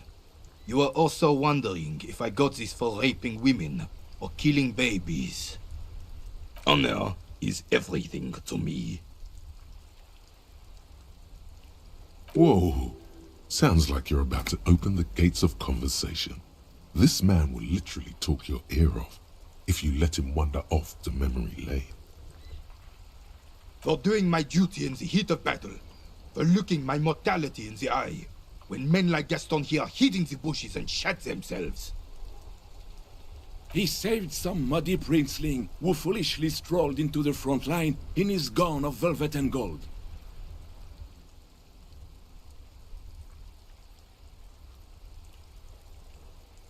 It was on the first months of the revolution here in Revachol. Unrest was spreading like wildfire.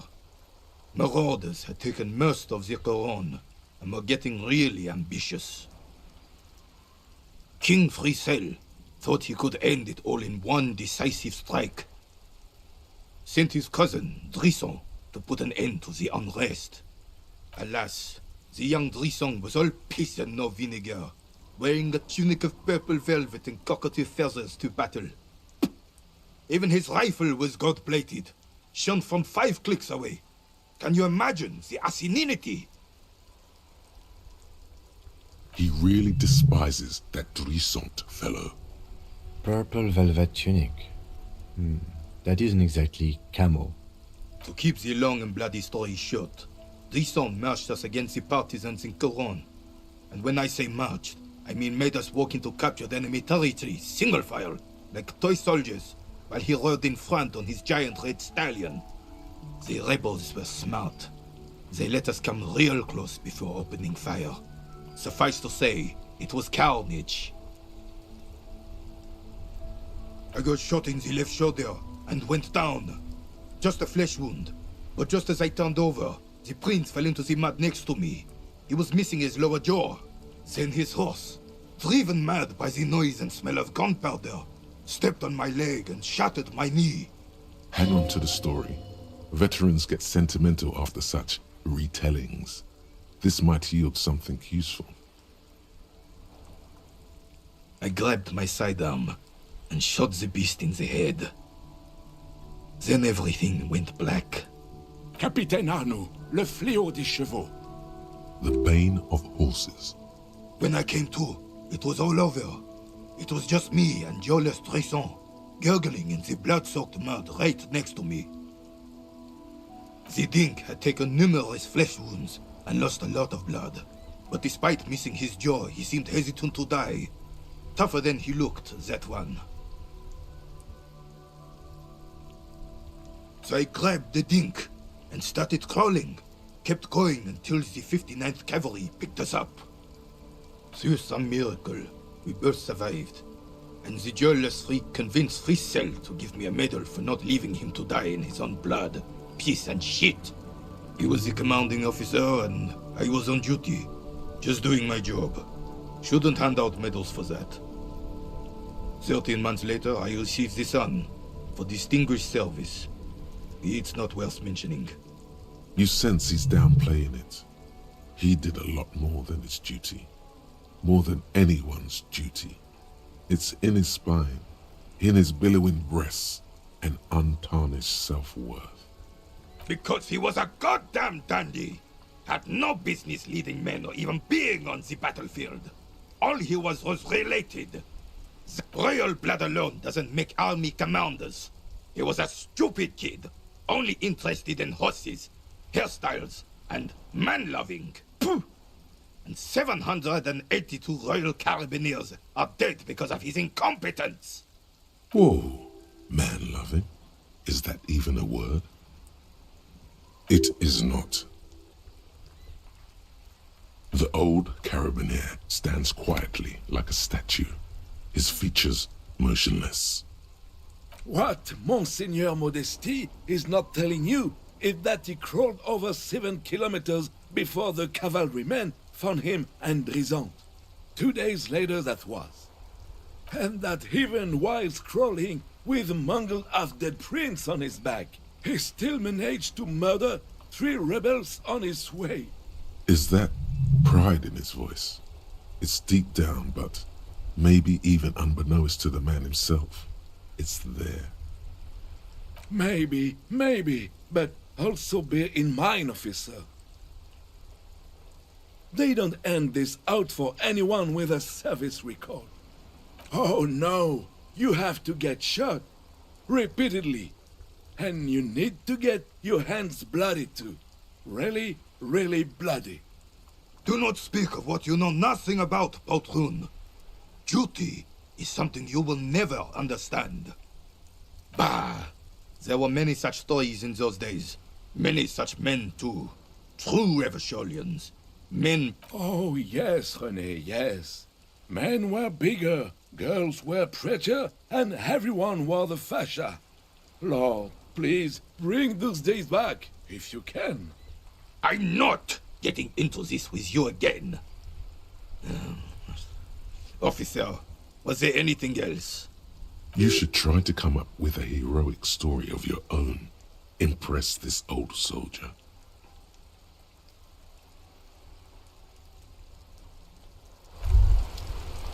It's clear you like the hard stuff, Brota. Lower intestine? The term is metabolic and circulatory system. Fascism, Brota.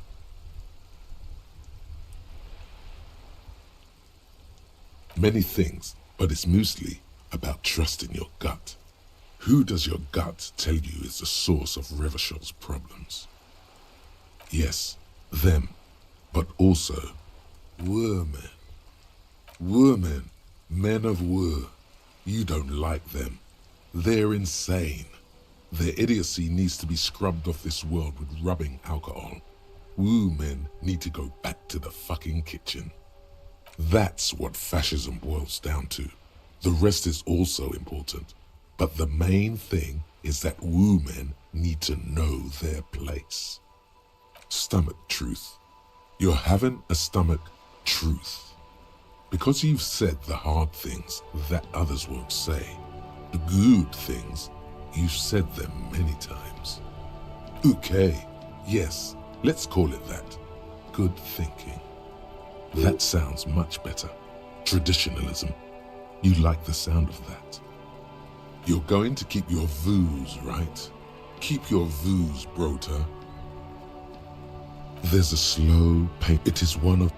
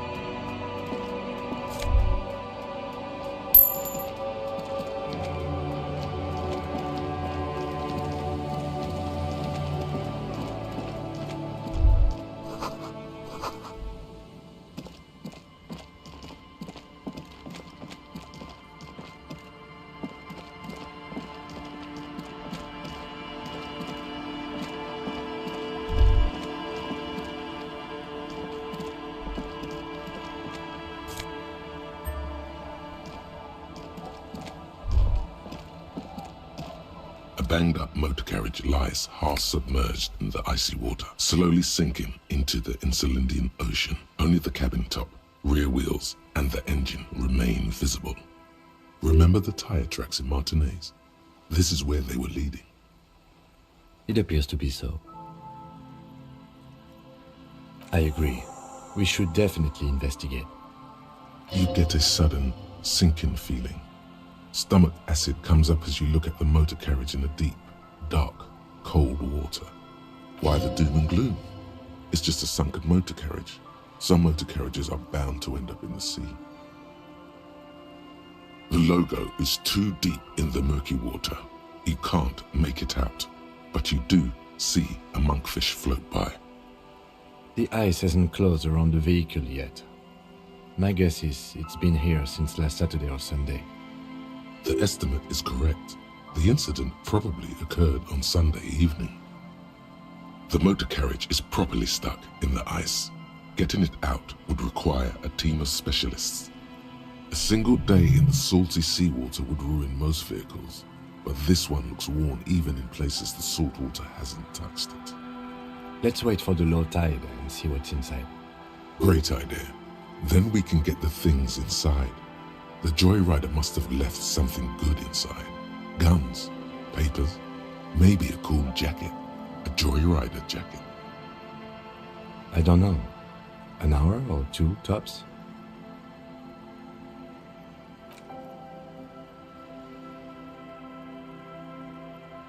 As you sit down in the old, rusty playground, the world around you becomes very silent. The hinges creak under your weight. Dangerously so.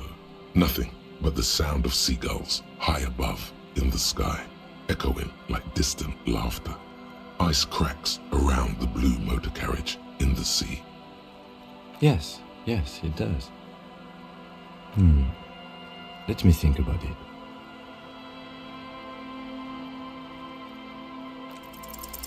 The tune on your lips forms a strange yet undeniably beautiful contrast with the surrounding bleakness. The lieutenant gives you a quick glance, then, still looking straight ahead, he joins you with a higher pitched and slightly more melodic trill. Two birds on a wire, whistling by the seaside, looking at the water, and a sunken car. The clouds pass in the sky, and the shadow of the swing moves like the hour hand on a timepiece. 30 minutes have passed.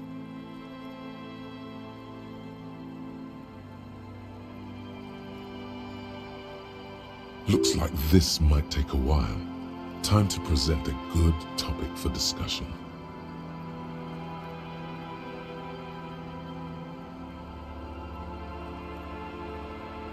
I believe it's following a pattern set millions of years ago by cosmic forces. But I suppose it could move quicker, yes? Clouds on the horizon grow darker, and the shadow of the swing set keeps climbing. You hear the distant rumble of the city. 30 minutes pass.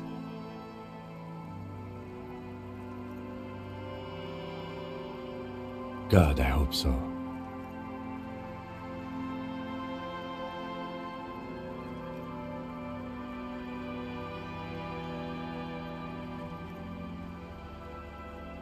Your voice echoes on the water, strange and out of place in the environment. 30 more minutes pass. Detective, I've been able to make out the mark ever since we arrived. I find it odd that you haven't. It's a Coupris, Model 40. Yes. Why haven't you? It is a simple and rugged machine, favored by working men, government offices, firefighters, animal control people. You know, those kinds of people. Yes, 41. What do you think it stands for? It's as if he knows what it stands for, but wants you to say it. It's pedagogical. Does he know something about that speed racer?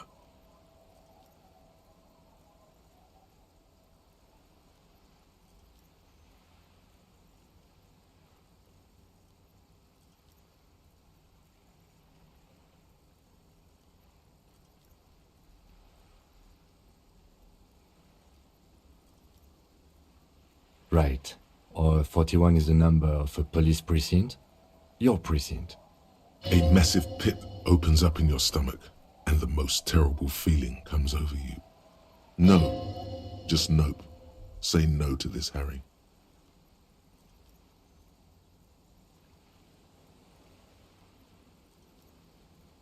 Yes, your car is in the sea. Face it, so we can start dealing with this.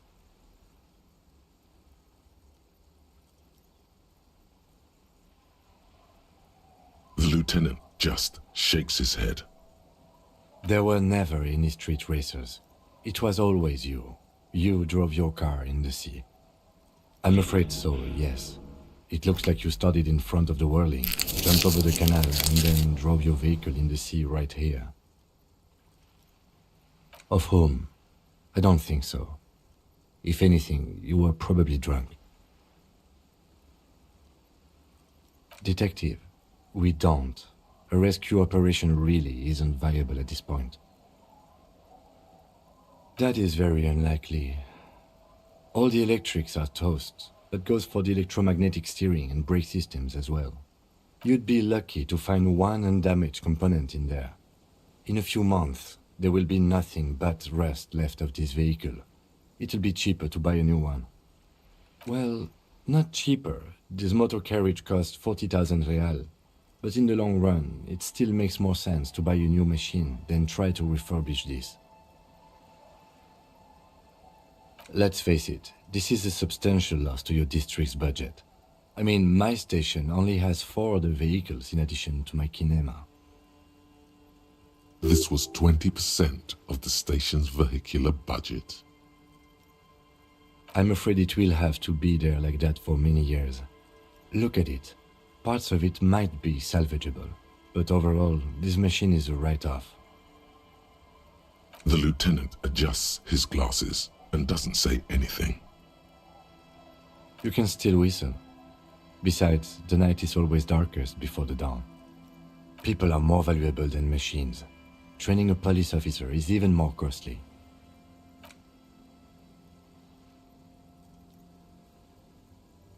Yes, let's go take a look.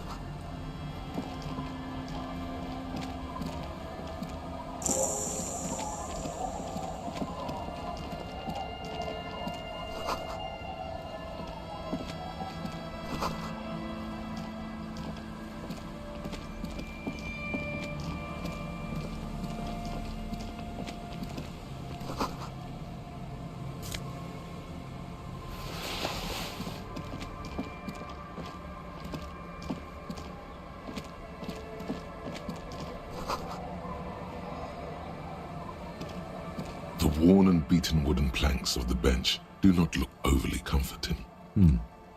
We can sit on benches after we've solved the murder. Let's go. You can revisit the bench.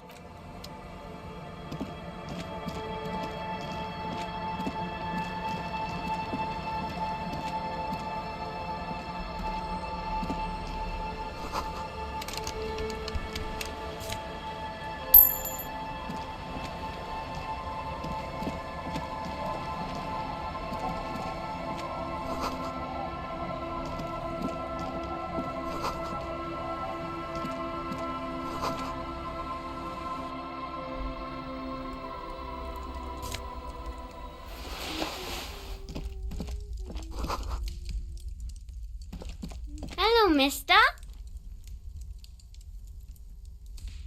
She clutches a small stuffed animal. Occasionally, she twirls it around.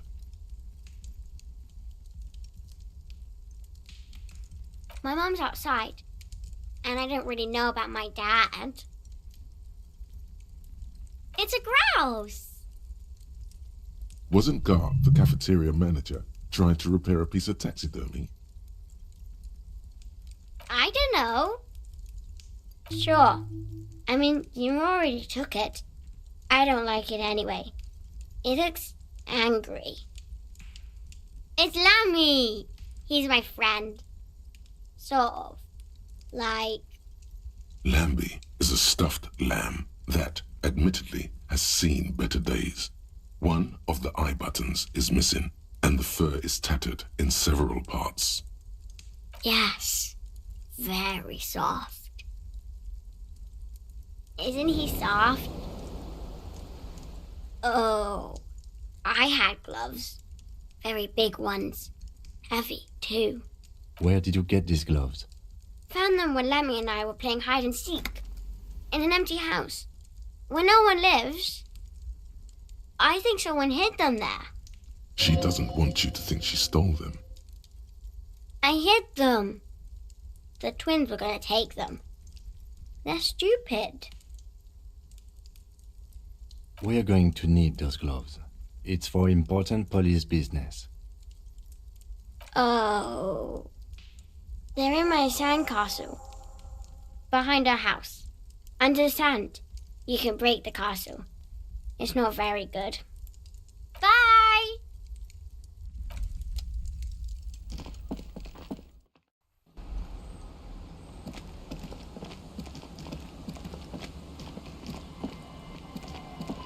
Weather has not been kind to Lily's little sandcastle. The once mighty towers are quickly eroding away. You can see something shining back to you from what must have been a vast underground catacomb network. The little castle? The reigning lord must have come upon some really tough times to let it sleep in such decrepitude.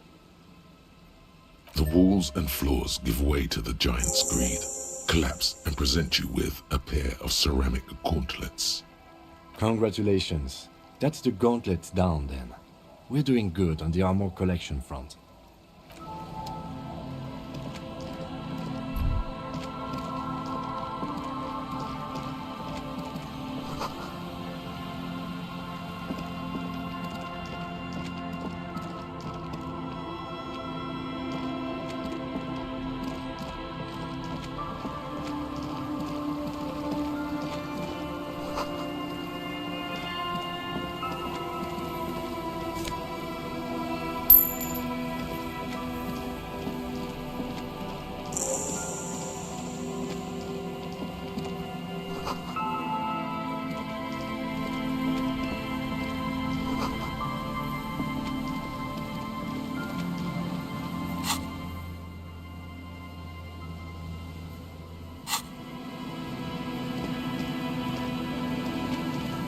Someone has left an unidentifiable article of clothing on this railing. It smells really bad.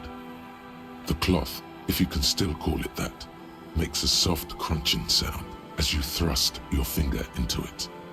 It's streaked with dried seagull shit and tangled with pieces of seaweed. A dangling arm suggests that there might be a jacket beneath the crust of filth. It seems likely that it was left in the surf until someone laid it out on this fence to dry out. Unfortunately, that just seems to have stiffened it into a shapeless mass. Please tell me you're not taking that with you. A clue? You think our suspect is a seagull who's been defecating on unsuspecting jackets? A poet could write a dozen verses and still not begin to capture the profound vexation in that sigh. You should still take it.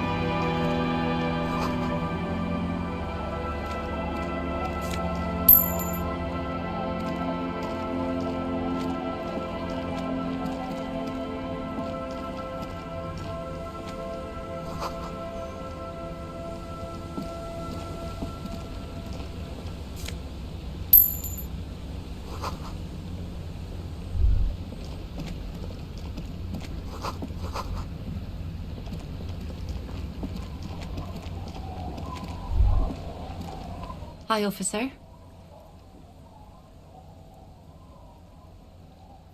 Factory balanced. Bakelite and stainless steel. Anything I can help you with? A fishing village on the seashore. This place doesn't really have a name. It's sometimes called Elysium. The sign on the street leading here is illegible.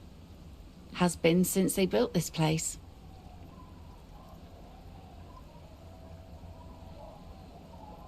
The name is Lillian.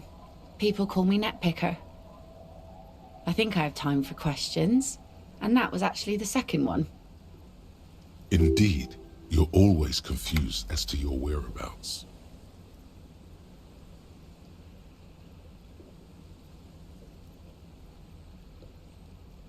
Let's see. Who are you looking for?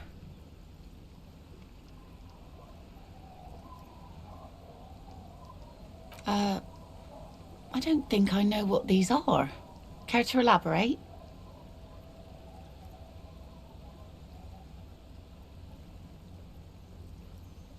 Aha! Like snowmen. Two old guys have been wandering around here, nose in sand, talking nonsense about snowmen and the like. Right. Not only snowmen, also green men, monkey men burning rhinos. You get the picture. Oh, you're getting it. And it is gorgeous. I don't really know. Further down the peninsula, I guess. I mean, that's where they were heading. Who else are you looking for besides snowmen? Yeah, I'm not really looking for that anymore. Not much into the middle class ones either. Could do with some landed gentry, but apparently they don't make those anymore. I wish I could help you with that, but I haven't seen your working class husband. Maybe I can help you find someone else. Well, how can I assist you then, officer?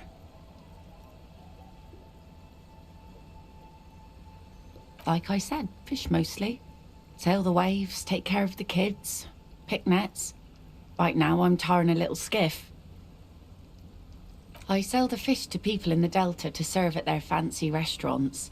Authentic Insular Indian cuisine. Sometimes I also walk to the beach to see what the sea has given up. The sea is full of surprises. Keep it professional, man. Don't make it sound like you're hitting on her.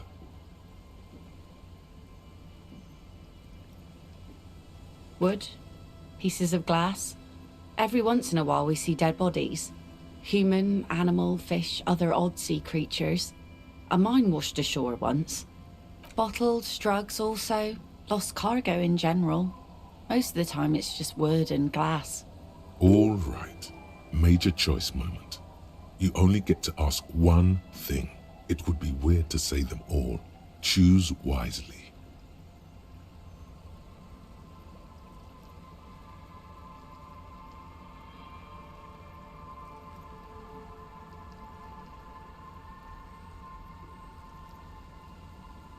Well, you're barking under the wrong tree then, officer.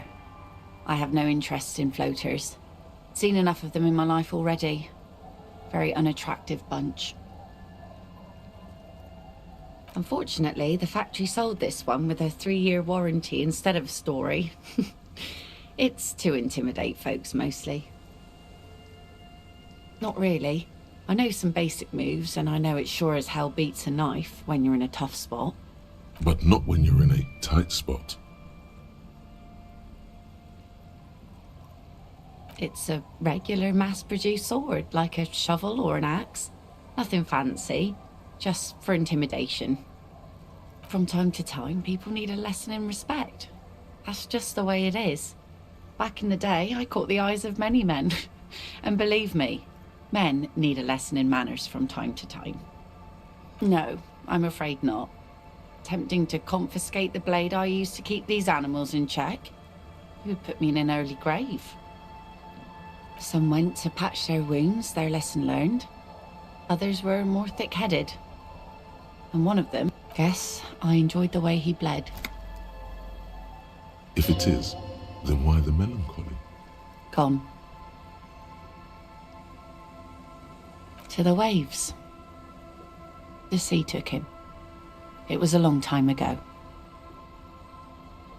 He didn't respect the sea. Went out there, drunk like a skunk, and sure enough, one day the boat was found floating empty. The bloated corpse turned up 2 weeks later. Now, before you tell me how sorry you are for my loss, know that it was 4 years ago, and I've moved on. There's only so much mourning you can do for a drunk with sinewy muscles. Us working folk don't have the luxury to be bedsick with melancholy. I buried him, mourned for an appropriate amount of time, and went on. Life didn't really change that much for me and the kids. This is neither a touchy nor a very interesting topic for her. She looks like she's ready to go on a date with another, better, drunk. Ask her. Both of you could need some action.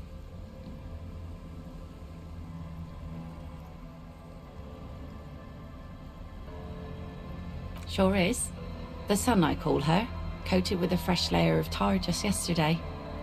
It'll take some time for it to dry, assuming the sunny days continue. Aye. Sunny days. You got a problem with that? No, ma'am. We have no quarrel with sunny days. Good. It would have been bad news had it turned out it wasn't a sunny day. Bad news for the skiff, bad news for the nets, bad news for the kids. There's a moment's silence. She looks at the slushy snow melt on the yellow belly of the boat. In time, when the sea turns and the winds settle, she will be ready. My prediction, it will be at least 2 days. Are you? This says by signing, I agree to living with construction noise. What exactly is the union building? What a nice idea. Wouldn't have thought that She sounds incredulous about the niceness of the idea.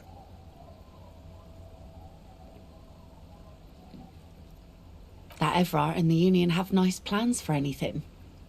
I thought they only cared about themselves. Well, I guess Union members have children too. And those members have a vote when electing the head of the local chapter. Aye, if you say so. Probably better that way. I mean, who likes construction noise?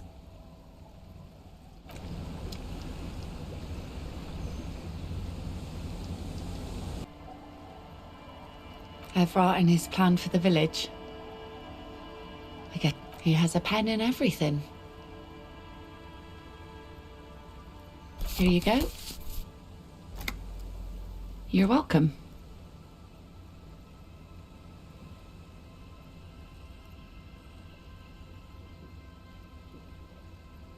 Oh, that's good to know, I guess.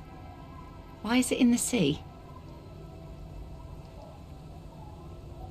I think I might. This calls for a funeral, if you ask me.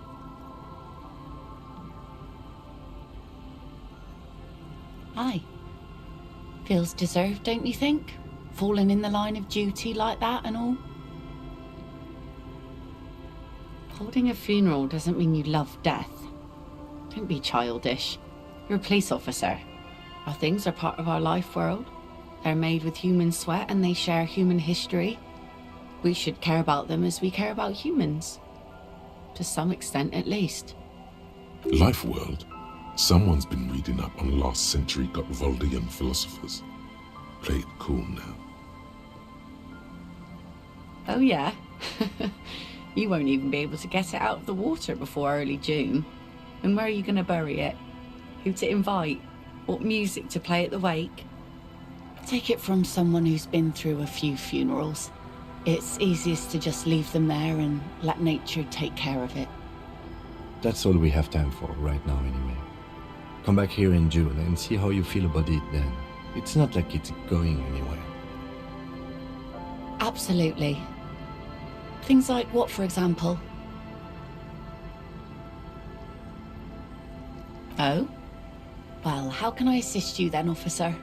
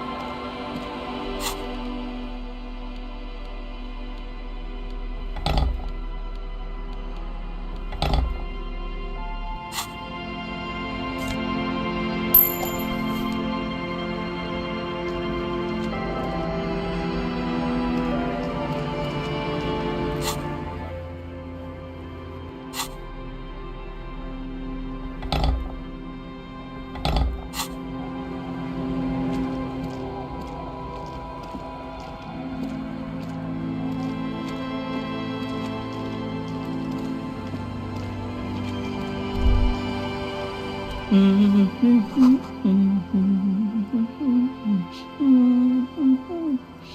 not sure about the melody, but it might be South Samaran, possibly Sigayan, also known as the apricot suzunti. Welcome to the fishing village. Please lean in closer. I have cataracts.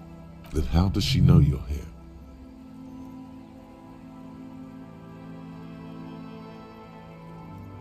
I still have a golden ear. Come, come. Oh, welcome, police officer. We don't cause any trouble around here. And we don't want any trouble either. We are not here to cause any trouble, madame.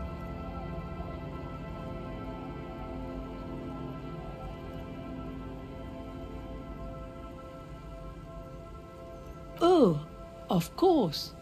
Last time we saw you around here was 12 years ago. You also came to take care of trouble then. Wish you did. But still, in Martinez, you're considered an ill omen.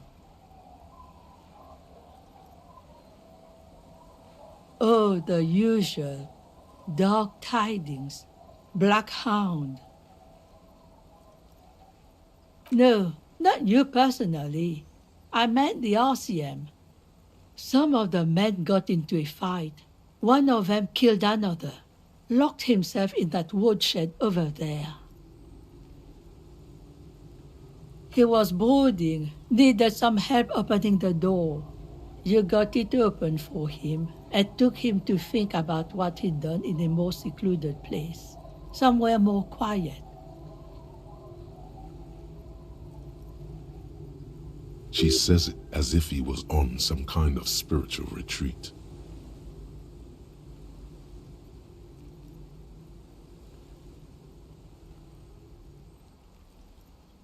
Maybe they are afraid. Because you're an ill omen, but you're still welcome here, as long as men with guns aren't chasing you. And maybe even then, because that's the kind of fishing village we've built. I'm sorry there's not a lot of room to park the motor carriage, and not a lot of houses, or a lot of people. My kids are long gone, searching for treasure. So are others. Ah, look at me ramble on. What brings you to us?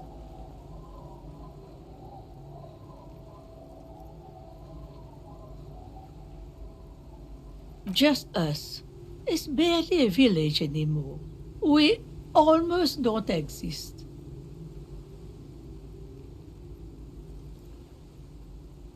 This is pretty much a non-place.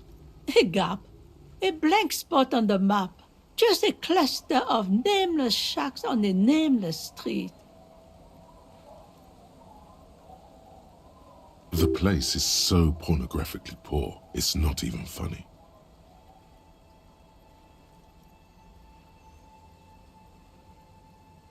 Over there, you can find more of the same. Shacks and trees growing wild. That's the pox.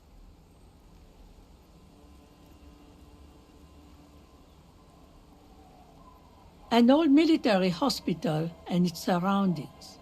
Or it used to be, during the time of the suzerain.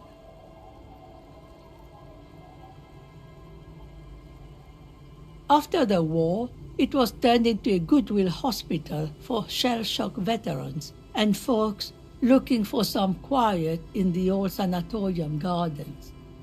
Now the area is crisscrossed with nameless streets and makeshift cinder block houses, shacks as far as the eye can see.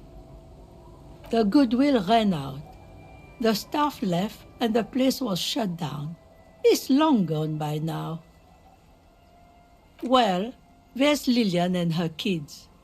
A few new folks live in the house to the east, but they're away right now.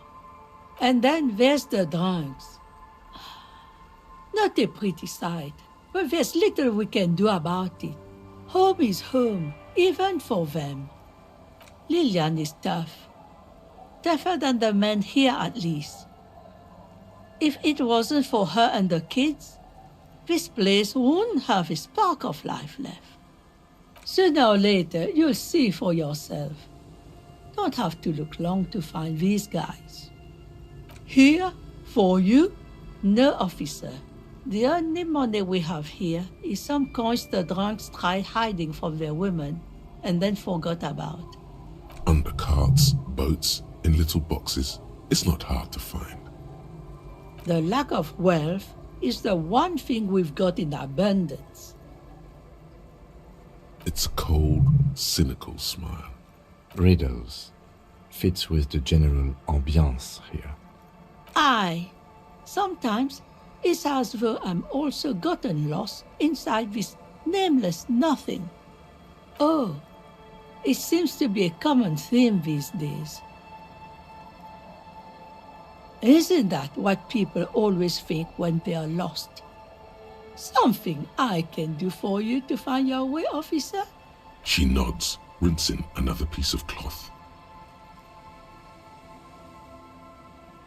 Stay.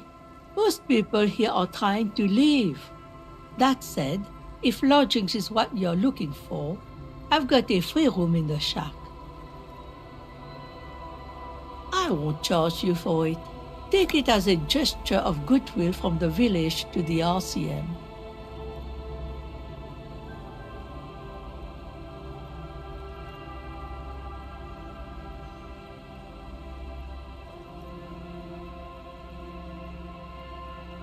No one is using it, and God knows it's not much anyway. You can stay there. That's exactly how they get ya. That's why we built our own cinder block houses on the seaside, so we don't have to give money to those crooks. We might not look like much, but they are ours. My kids grew up and left like they do. The house is long empty now. I live in the small side attachment. It's easier and cheaper to keep warm. The room is pretty bare bones, but it's got a bed and roof over it. That's more than some folks have around here.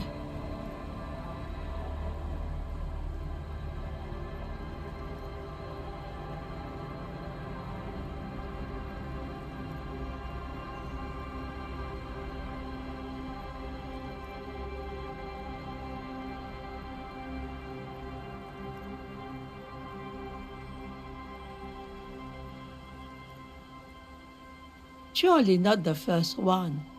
So are you interested or not? Don't make an old woman regret opening her house to the police. Well, if you are not in the hostel in the morning, I'll know where to find you. Here, in a shack.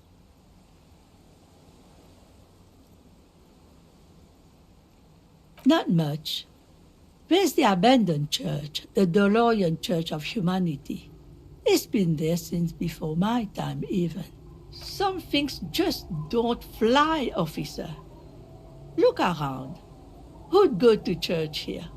They built it 300 years ago. Must have been nicer then. So, they don't hold services there anymore?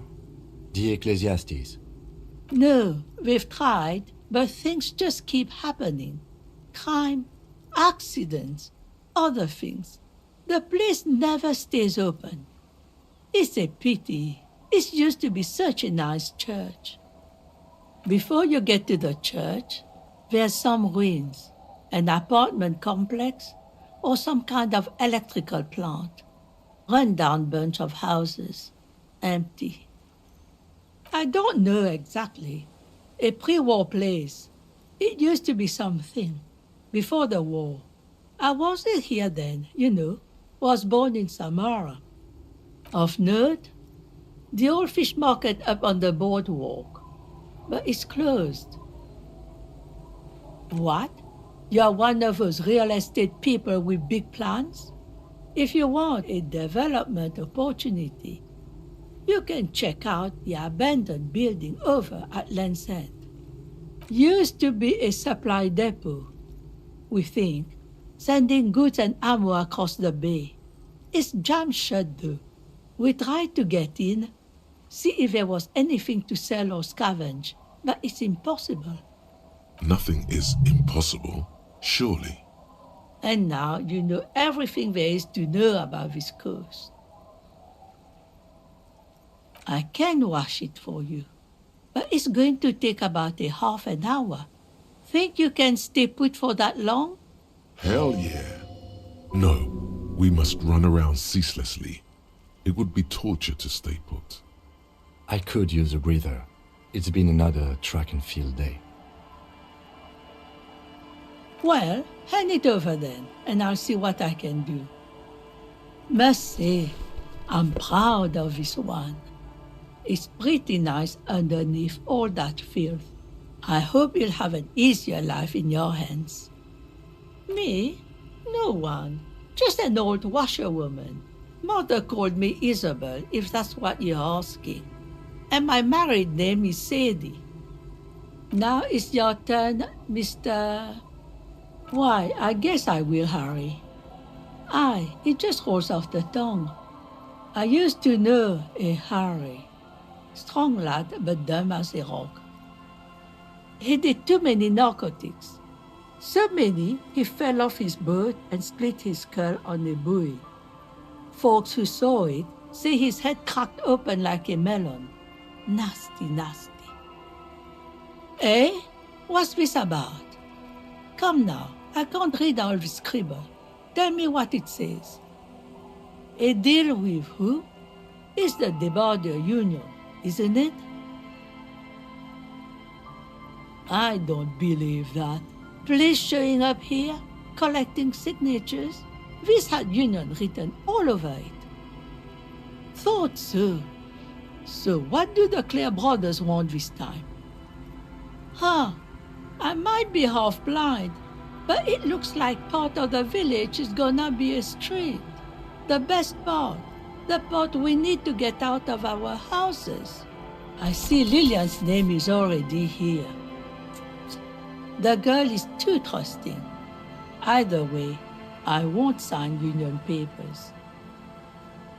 I've seen it all before. You think they've got our interests at heart? Rich men are always selling poor men promises they never plan to keep. Then the poor get pushed out of their homes and the rich get a little richer. That's the way it goes. So no, I don't trust the fat man, and neither should you. In her mind, the Union is right-wing because Everard is fat. It's that simple, and there's no changing it. She is headstrong, but there's a slight hesitation in there. You may be able to convince her.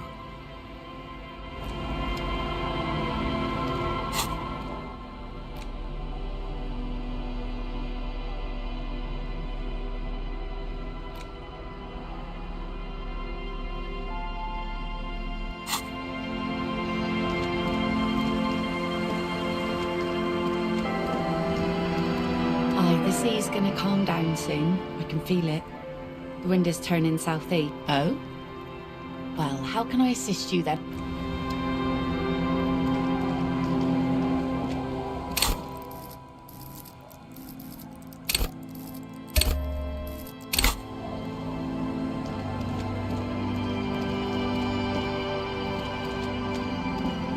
Our tenant that pleased me. I hope the waves don't keep you up at night. What can I help you with?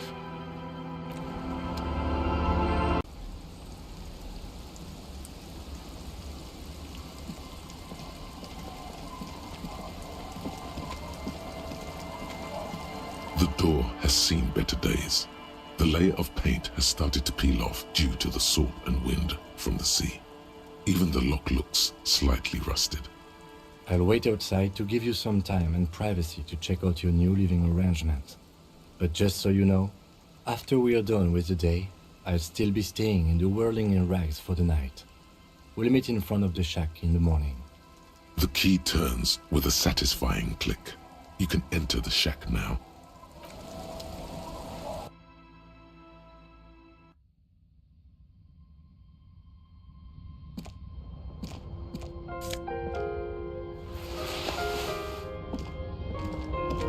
An old mirror hangs on the wall. You see the reflection of your face in it, adorned with the expression.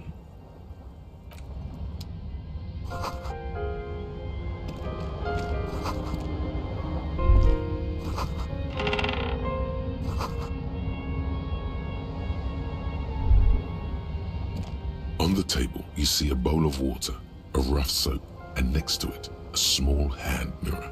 A straight razor soaks inside the wash basin. The water reflects back a vague image of your face. Nose bulbous and red, hair unkempt, wrinkles lining the eyes and forehead. The stash is gigantic. You'll be looking like a pansy without the chops. A fucking pansy. A fresh start looms ahead. Clean yourself up and be born anew. Like Like an artist with a brush or a master swordsman, you use the small mirror and the straight razor with some soap to remove all that unkempt hair from below the nose line. The sharp blade chafes against your skin, producing a scratching sound. The surface underneath the beard feels tender, the air brushing against it chilly. Beneath the damp sprouts a new vigor, like you've discarded some bad decisions. It feels as though you've passed through a ritual, emerged from cold water, even. The water reflects back a vague image of your clean-shaven face. Despite the bulbous nose, unkempt hair, and persistent swelling, you look a little younger, maybe. You almost look like a professional. An old mirror hangs on the wall. You see your reflection in it. The expression fixed to your clean-shaven face.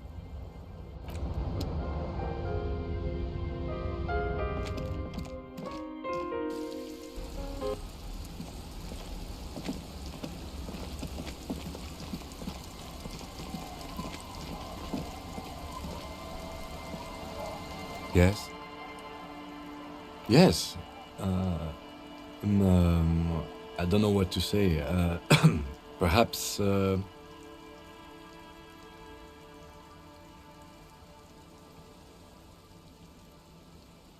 I'm not really sure about this turn of events. I think the mutton chops might have been a better idea. They sort of seem to cover up some of the... Either way, good on you. You were saying? The scruffy-haired little boy kicks a stone. He can't be more than 5 years old. The other one looks indistinguishable from him.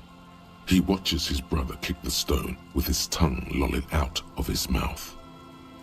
The stone-kicking one becomes frantic all of a sudden, as if that's something to be scared of. The obvious fact that you just stated. He looks just like me. The boy doesn't answer. His brother throws another rock. Both of their hair is covered in some kind of dirt. The rock kicker was just being shy, but now he's enthusiastic again. You're bad with kids.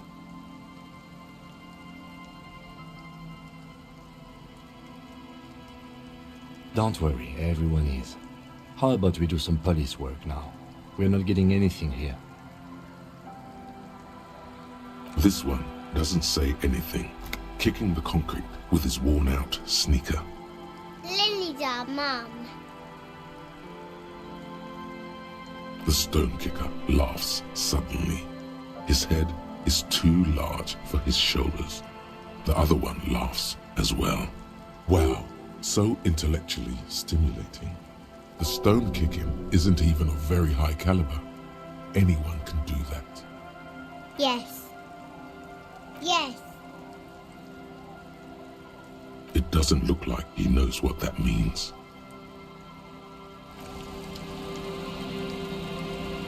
The scruffy-haired little boy kicks as... The scruffy-haired...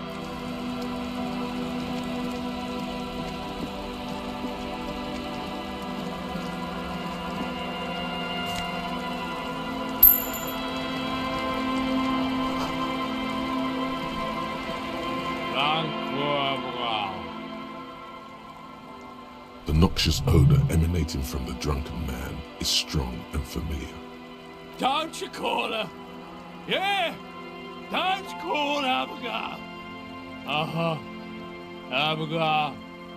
Don't you fucking call Abigail. You're not going to get anything out of this guy. He's too drunk. Don't you fucking call her! Hear me? Abigail? Don't call Abigail! The man hiccups, then mumbles something unintelligible. He snorts and beckons you to lean in closer. Don't call Abigail. Don't call Abigail. There's no use in yelling at drums. He's barely holding it together. The drunk man starts coughing a really disgusting, hacking cough. Don't call. There was little chance he'd be a reliable witness anyway.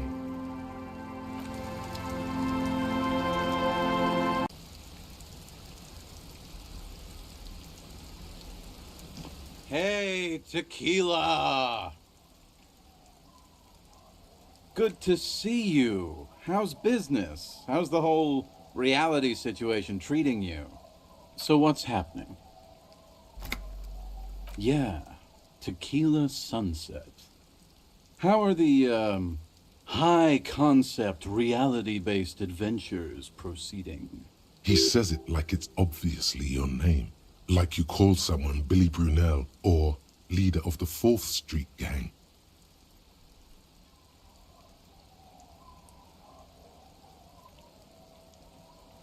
That's the spirit. I used to shape reality into my image a long time ago. Those days are over now. Sadly, things aren't going that well in Idiot Doom Spiral Land. Haven't found those keys yet, haven't won that great piece of ass back. No word from my business buddies. Idiot Doom Spiral, huh? This is bound to be a good, high-concept conversation. At last. We are saving the world. Please don't call. Don't call.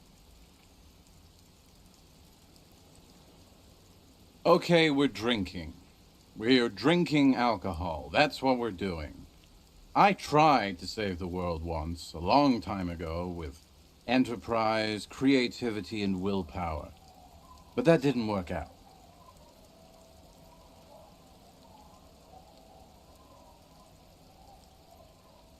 So now, it's a pirate's life for me. It's you. You're Tequila Sunset. We've met before. Don't you remember? No, you sure don't. Aha. Do you want to know how Tequila Sunset came to be? Let me take a sip to moisten up my chords. Tequila Sunset rolled into Martinez last Friday, and by Tequila Sunset, I mean you. The man, the myth. Hey, let's not jump ahead of ourselves. This is your story. Stop interrupting.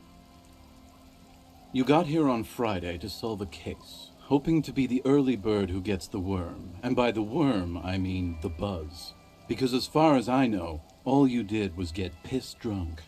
Word on the street is you went around the local hostel telling people that you're a police officer, and that it would be really fucked up if you shot yourself in the head, right in front of them. That's pretty high concept, if you ask me.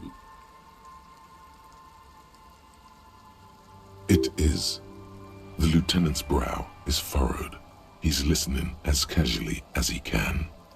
It was a late Saturday night when we, the Union of Moribund Alcoholics, were getting our drink on.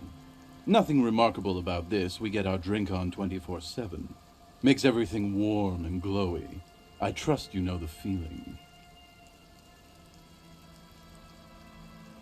One moment we hear the sound of a motor carriage revving up somewhere on the plaza, followed by a series of dings and bangs.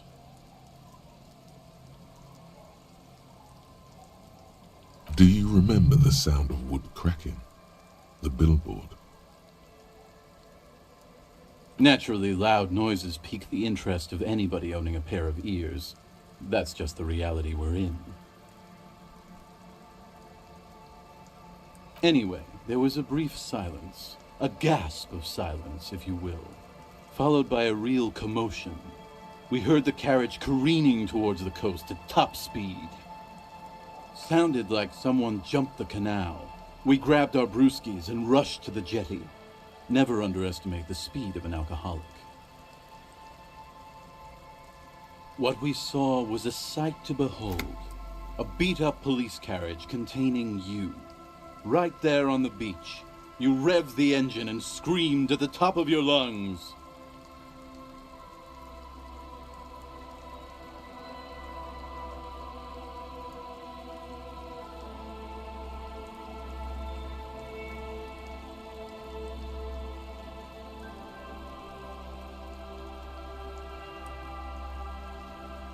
The time hath come! So, naturally, being the curious cat I am, I asked what time hath come. To which you replied, "The time hath come for Tequila Sunset, the end of all things!" Your reality contracted. You jammed the pedal, plowed right off the jetty, and through the ice. The muscles in your right leg tense up. Your hands cramp on the steering levers. We ran towards the ice whilst you crawled your way out, miraculously unhurt, covered in seaweed and shit, like some kind of sea monster. When we finally got there, you were sitting on the beach crying. You said that your badge and uniform were in the car. It was too late to get in there, though. The carriage had sunk too deep. Recognizing a brother in need, we offered our condolences and invited you to party with us, which you naturally agreed to. We asked about the whole Tequila Sunset thing, and you told us it was your name now and insisted that we all call you that from then on. I'm not sure. I think you were the event. Tequila Sunset. You know, as opposed to a tequila sunrise, which is long gone. No, that's just what your mother called you. Your real name is Tequila Sunset. Just in hours. It was an all-night drink-a-thon. Then, at some point, I think it was Sunday morning, you got belligerent and wanted to talk about Revacholian women. How they're beautiful and also whores and so on. How one of them fucked you real bad. After a short while, you crossed the event horizon, looked sullen, got up, and left without saying anything. Wow, that's quite a story. Yeah, I bet Tequila's a fucking legend around the precinct. You must be proud to work with him. If you only knew.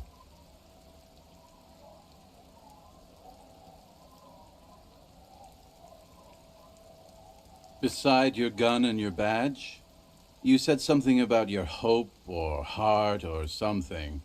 To be honest, the details are a little hazy. In retrospect, I guess you lost your motor carriage too? That's a big one. You told us that they were a bunch of fucking losers whose main interest was cramping your style. No specifics, though. It was more about you that night. You were the star of the show. Yeah, you said it was no biggie and that you'd solve it in no time. And that you didn't need anyone to do it. You're doing it solo now. A lot of cops go solo and hermit once they reach that level of alcoholism. You were pretty vague about it, but you kept saying you got fucked real hard, and that we've all been fucked too. No one's fucked me. I do the fucking around here. Abigail! It seemed pretty painful, to be honest with you. If I had to guess, I'd say you're still working through some shit. You kept calling yourself a goddamn superstar who'd cleared 501 cases. As you've already determined, the actual number is 216. But what's a little embellishment between friends? No thanks to the squares at the precinct, as you put it. Yeah, you kept talking about how the coal mine owners were fucking us all over, just like that woman fucked you. I didn't agree with you, by the way. The spectral hand of the market makes sure everyone gets exactly what they deserve. It's a hard thing for a man to confront his past. That's why I avoid mine at all costs. Whoop-de-doo. So now I'm a fucking storyteller. Right, why not? Better than a beach bum. It depends, really. Are you willing to help me out? You might get scammed here.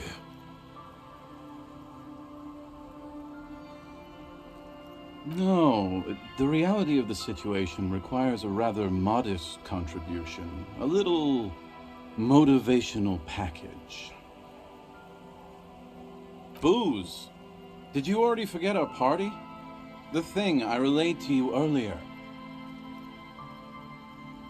So, have you got anything for good old idiot Doom Spiral? A bottle for a story. Seems fair to me.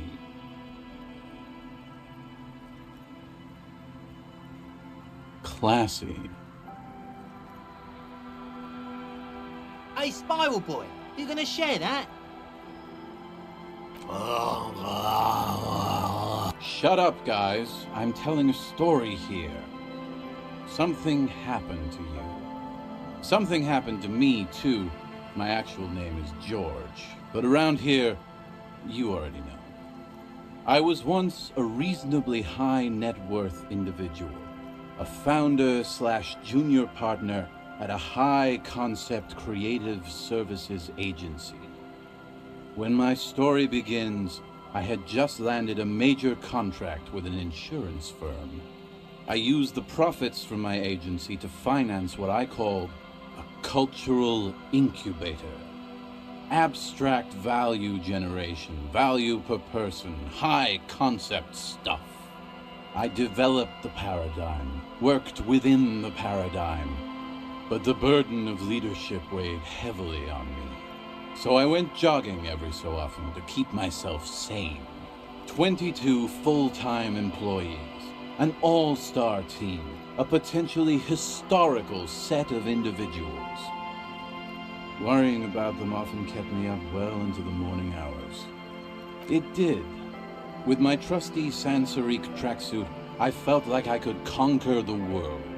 But now dreams are worn thin, much like my tracksuit. One day I left on my evening run. As you may know, it's impossible to clear your head when you're distracted by the sound of keys jangling in your pockets. His eyes are clouded, his dilated blood vessels encircling his irises like stinging brambles. His eyes are your eyes. So I removed the key ring and put the keys for the front gate and the apartment into different pockets to stop the jangling, you see. At least, that was the plan. I was halfway done with my usual lap when it started to rain. The reality situation became very wet, very quickly. I made my way back home and discovered that I didn't have the key to the front gate. I'd mixed it up with the key to the letterbox, which was useless. Naturally, the situation required me to climb over the gate, which I did. There was no climbing down because I slipped and landed on my ass. No, you don't. Whatever. The point is, reality was looking rather grim just then. Me lying on my ass in a mud pit in the middle of a heavy shower. But when life knocked me down, I always got up. So I made my way across the yard. Standing in front of my apartment door, fumbling with my pockets, I realized that I'd also forgotten my... I wish I were, Tequila. I wish I were. Instead of my apartment key, I'd taken the key to the office. I rang my neighbors' buzzers. It was late, and most of them didn't even answer. Those who did assumed I was trying to sell them something and hung up before I could even explain the situation. People are naturally wary of ad men, you see. One moment someone chats you up, 5 minutes later you've bought a box of edible lingerie and a strap-on. I don't begrudge them, especially since I was known to be one of the best. Just then I experienced a moment of clarity. I still had the key to my office. I could wait out the storm there. But when I reached my office, I remembered that I'd asked one of my producers to change the locks that day. And since I hired only the best, he'd already done it, and I couldn't get in. Anyway, long story short, life spiraled out of control. I haven't gotten into my apartment for years, and my girlfriend left me because she didn't want to date a homeless man. The company, well, you see where I'm going with this. So, now you've heard my tragic tale. What do you think? Like nothing you've ever heard, huh? Tequila, I've thought about this series of events for a long time. If there was anything else to it, I would have thought of it by now. Why didn't you go to the authorities?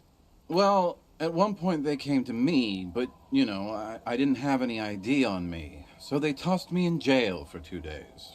I can't say it increased my faith in the RCM. No offense, gentlemen. Yeah, maybe I've exaggerated certain parts over the years. When you tell a story too often, it begins to take on a life of its own. But what matters is that it's true to my subjective experience. Anyway, that was all the story one bottle gets you. Almost empty, this one. Truly, he has the soul of an artist.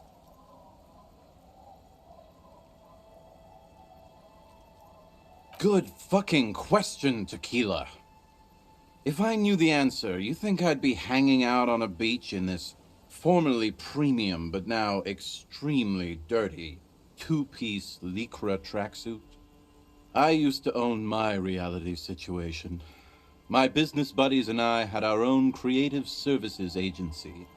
I had a nice apartment, an even nicer piece of ass. But somehow it all got away from me. Now I can't hang on to anything. Just last week I stole this nice new jacket, but then I lost it too. The only things I haven't lost are these two drunks. A lost jacket? Sounds like a mystery you could look into. My agency, man. The Boom Boom Room. Our concept was combining high art with the lowest forms of marketing. The color red, breasts, and oil painting. I convinced my partners to reinvest some of our profits in an even more high-concept cultural incubator called Thin Air. The artists were happy, the clients were happy. I was financing a group of poets in East Revachol who were developing a new universal poetic language. But then it all went to shit. Sounds intriguing. What say you, Art Cop? If it sounds like it makes no sense, that's because it doesn't.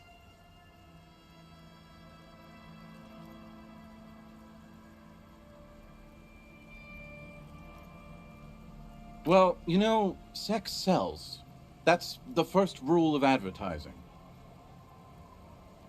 Maybe you're right. Who knows? Maybe we were behind the curve? We were fucking rich, though, that much I know. My fellow members of the Union of Moribund Alcoholics? They're exactly what they look like. Hey, Tequila! You wanna buy some speed? Shut the fuck up, Rosemary. He's a cop, remember? I thought he was a cool cop. A gurgling sound comes from the direction of the non-responsive man. And yeah, you're already acquainted with abs. So yeah, that's basically us. We drink together. What? You've never seen 100% lycra before? Go on, feel that primo material. Pretty nice, huh? This might be one of the last of its kind. Should probably be in a museum, honestly. Good God, it's nearly impossible to describe how dirty this texture is. It's like rubbing two jellyfish skins together. You feel about 15% less human for having touched it. Randomized trials have also found lycra, TN, to be associated with a number of exotic, highly malignant cancers. So you also have that to look forward to. And then there's the smell. But you don't even want to think about that. Wow, you're lucky. He never lets me feel it. That's because your paws are fucking filthy, Rosie. We're right next to the bay. You could wash them any time.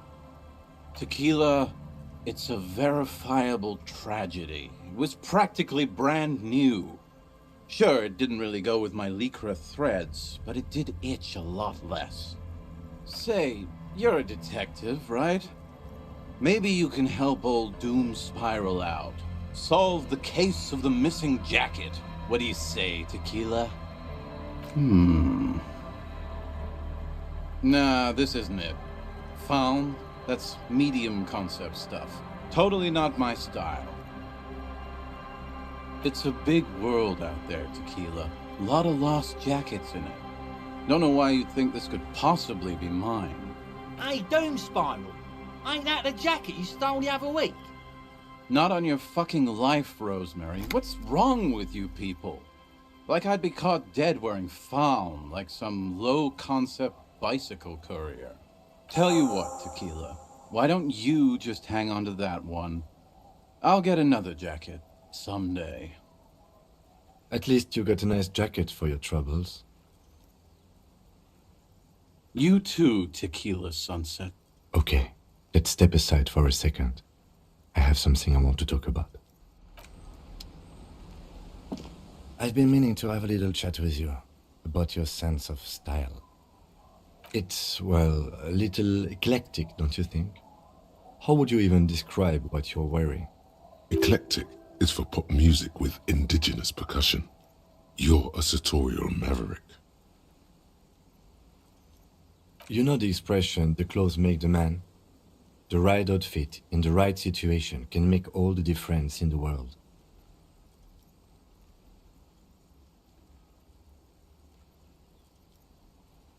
Let's not get ahead of ourselves, Detective. A warm smile. Anyway, we should probably get back to the case.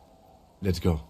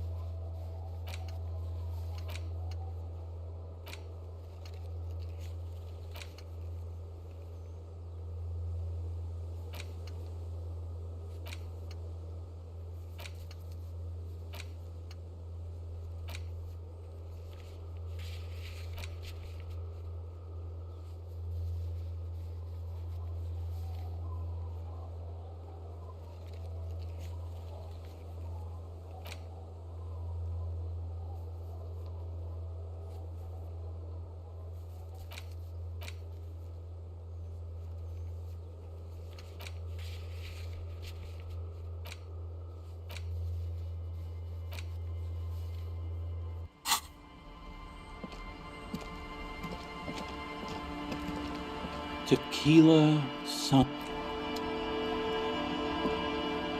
Good to see you, friend. Do I have deals set up for you, buddy boy?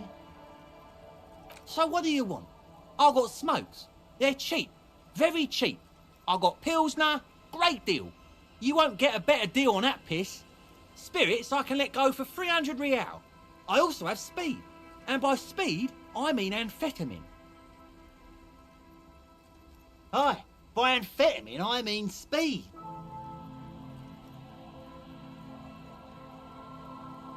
Good, my man. Now what can I offer you? Oh, the system's been good to old Rosemary here, and I'm milking her like a bitch goat in the backyard. You see, friend, man makes his own luck, and I made mine real good. Got my hands on 3 bottles of liquor ex-squeeze, sold 2 to the fellows around here, and immediately invested the profit. Bought cigarettes, bought beer, even bought a bit of speed. And look at me now, I got everyone on my hook. The hook? Where is it? I can't see it.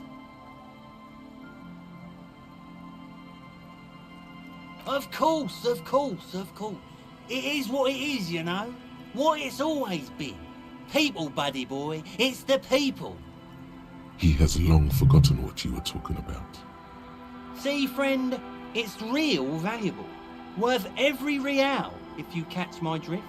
Got it from a bit of a business venture. You know what's crazy, actually? He's finding it difficult to focus his watery gaze. What? Keep him talking. This guy. Oh, this is medicinal spirits. The good stuff. Got it from the doctor's office. I got one of those scientific ampoules a few months ago. Torpedo, they call it. It's supposed to keep a man from taking a drink.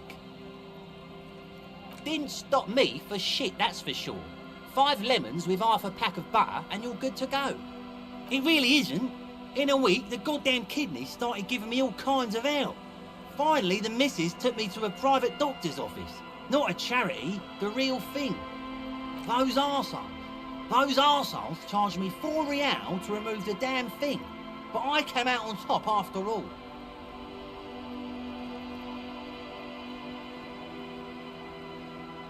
The idiots left me alone in there. Now, I used to teach high school biology.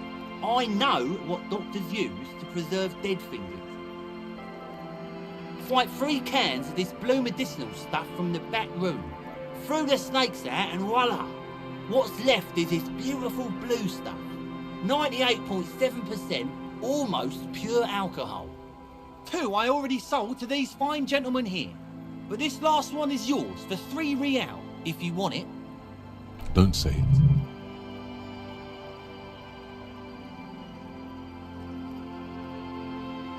Real and it's yours, friend. The deal. Well done. You got it. That's a much more reasonable price right there. Makes sense now. Just make sure to enjoy that one, friend. If you drink this, then you'll die. That's a fact. And that's why we're going to save you from yourself and store this as a sellable item. Go sell it at the pawn shop for a profit. In the civilized world, it's a custom to tip the shopkeep, friend. But come back anyway.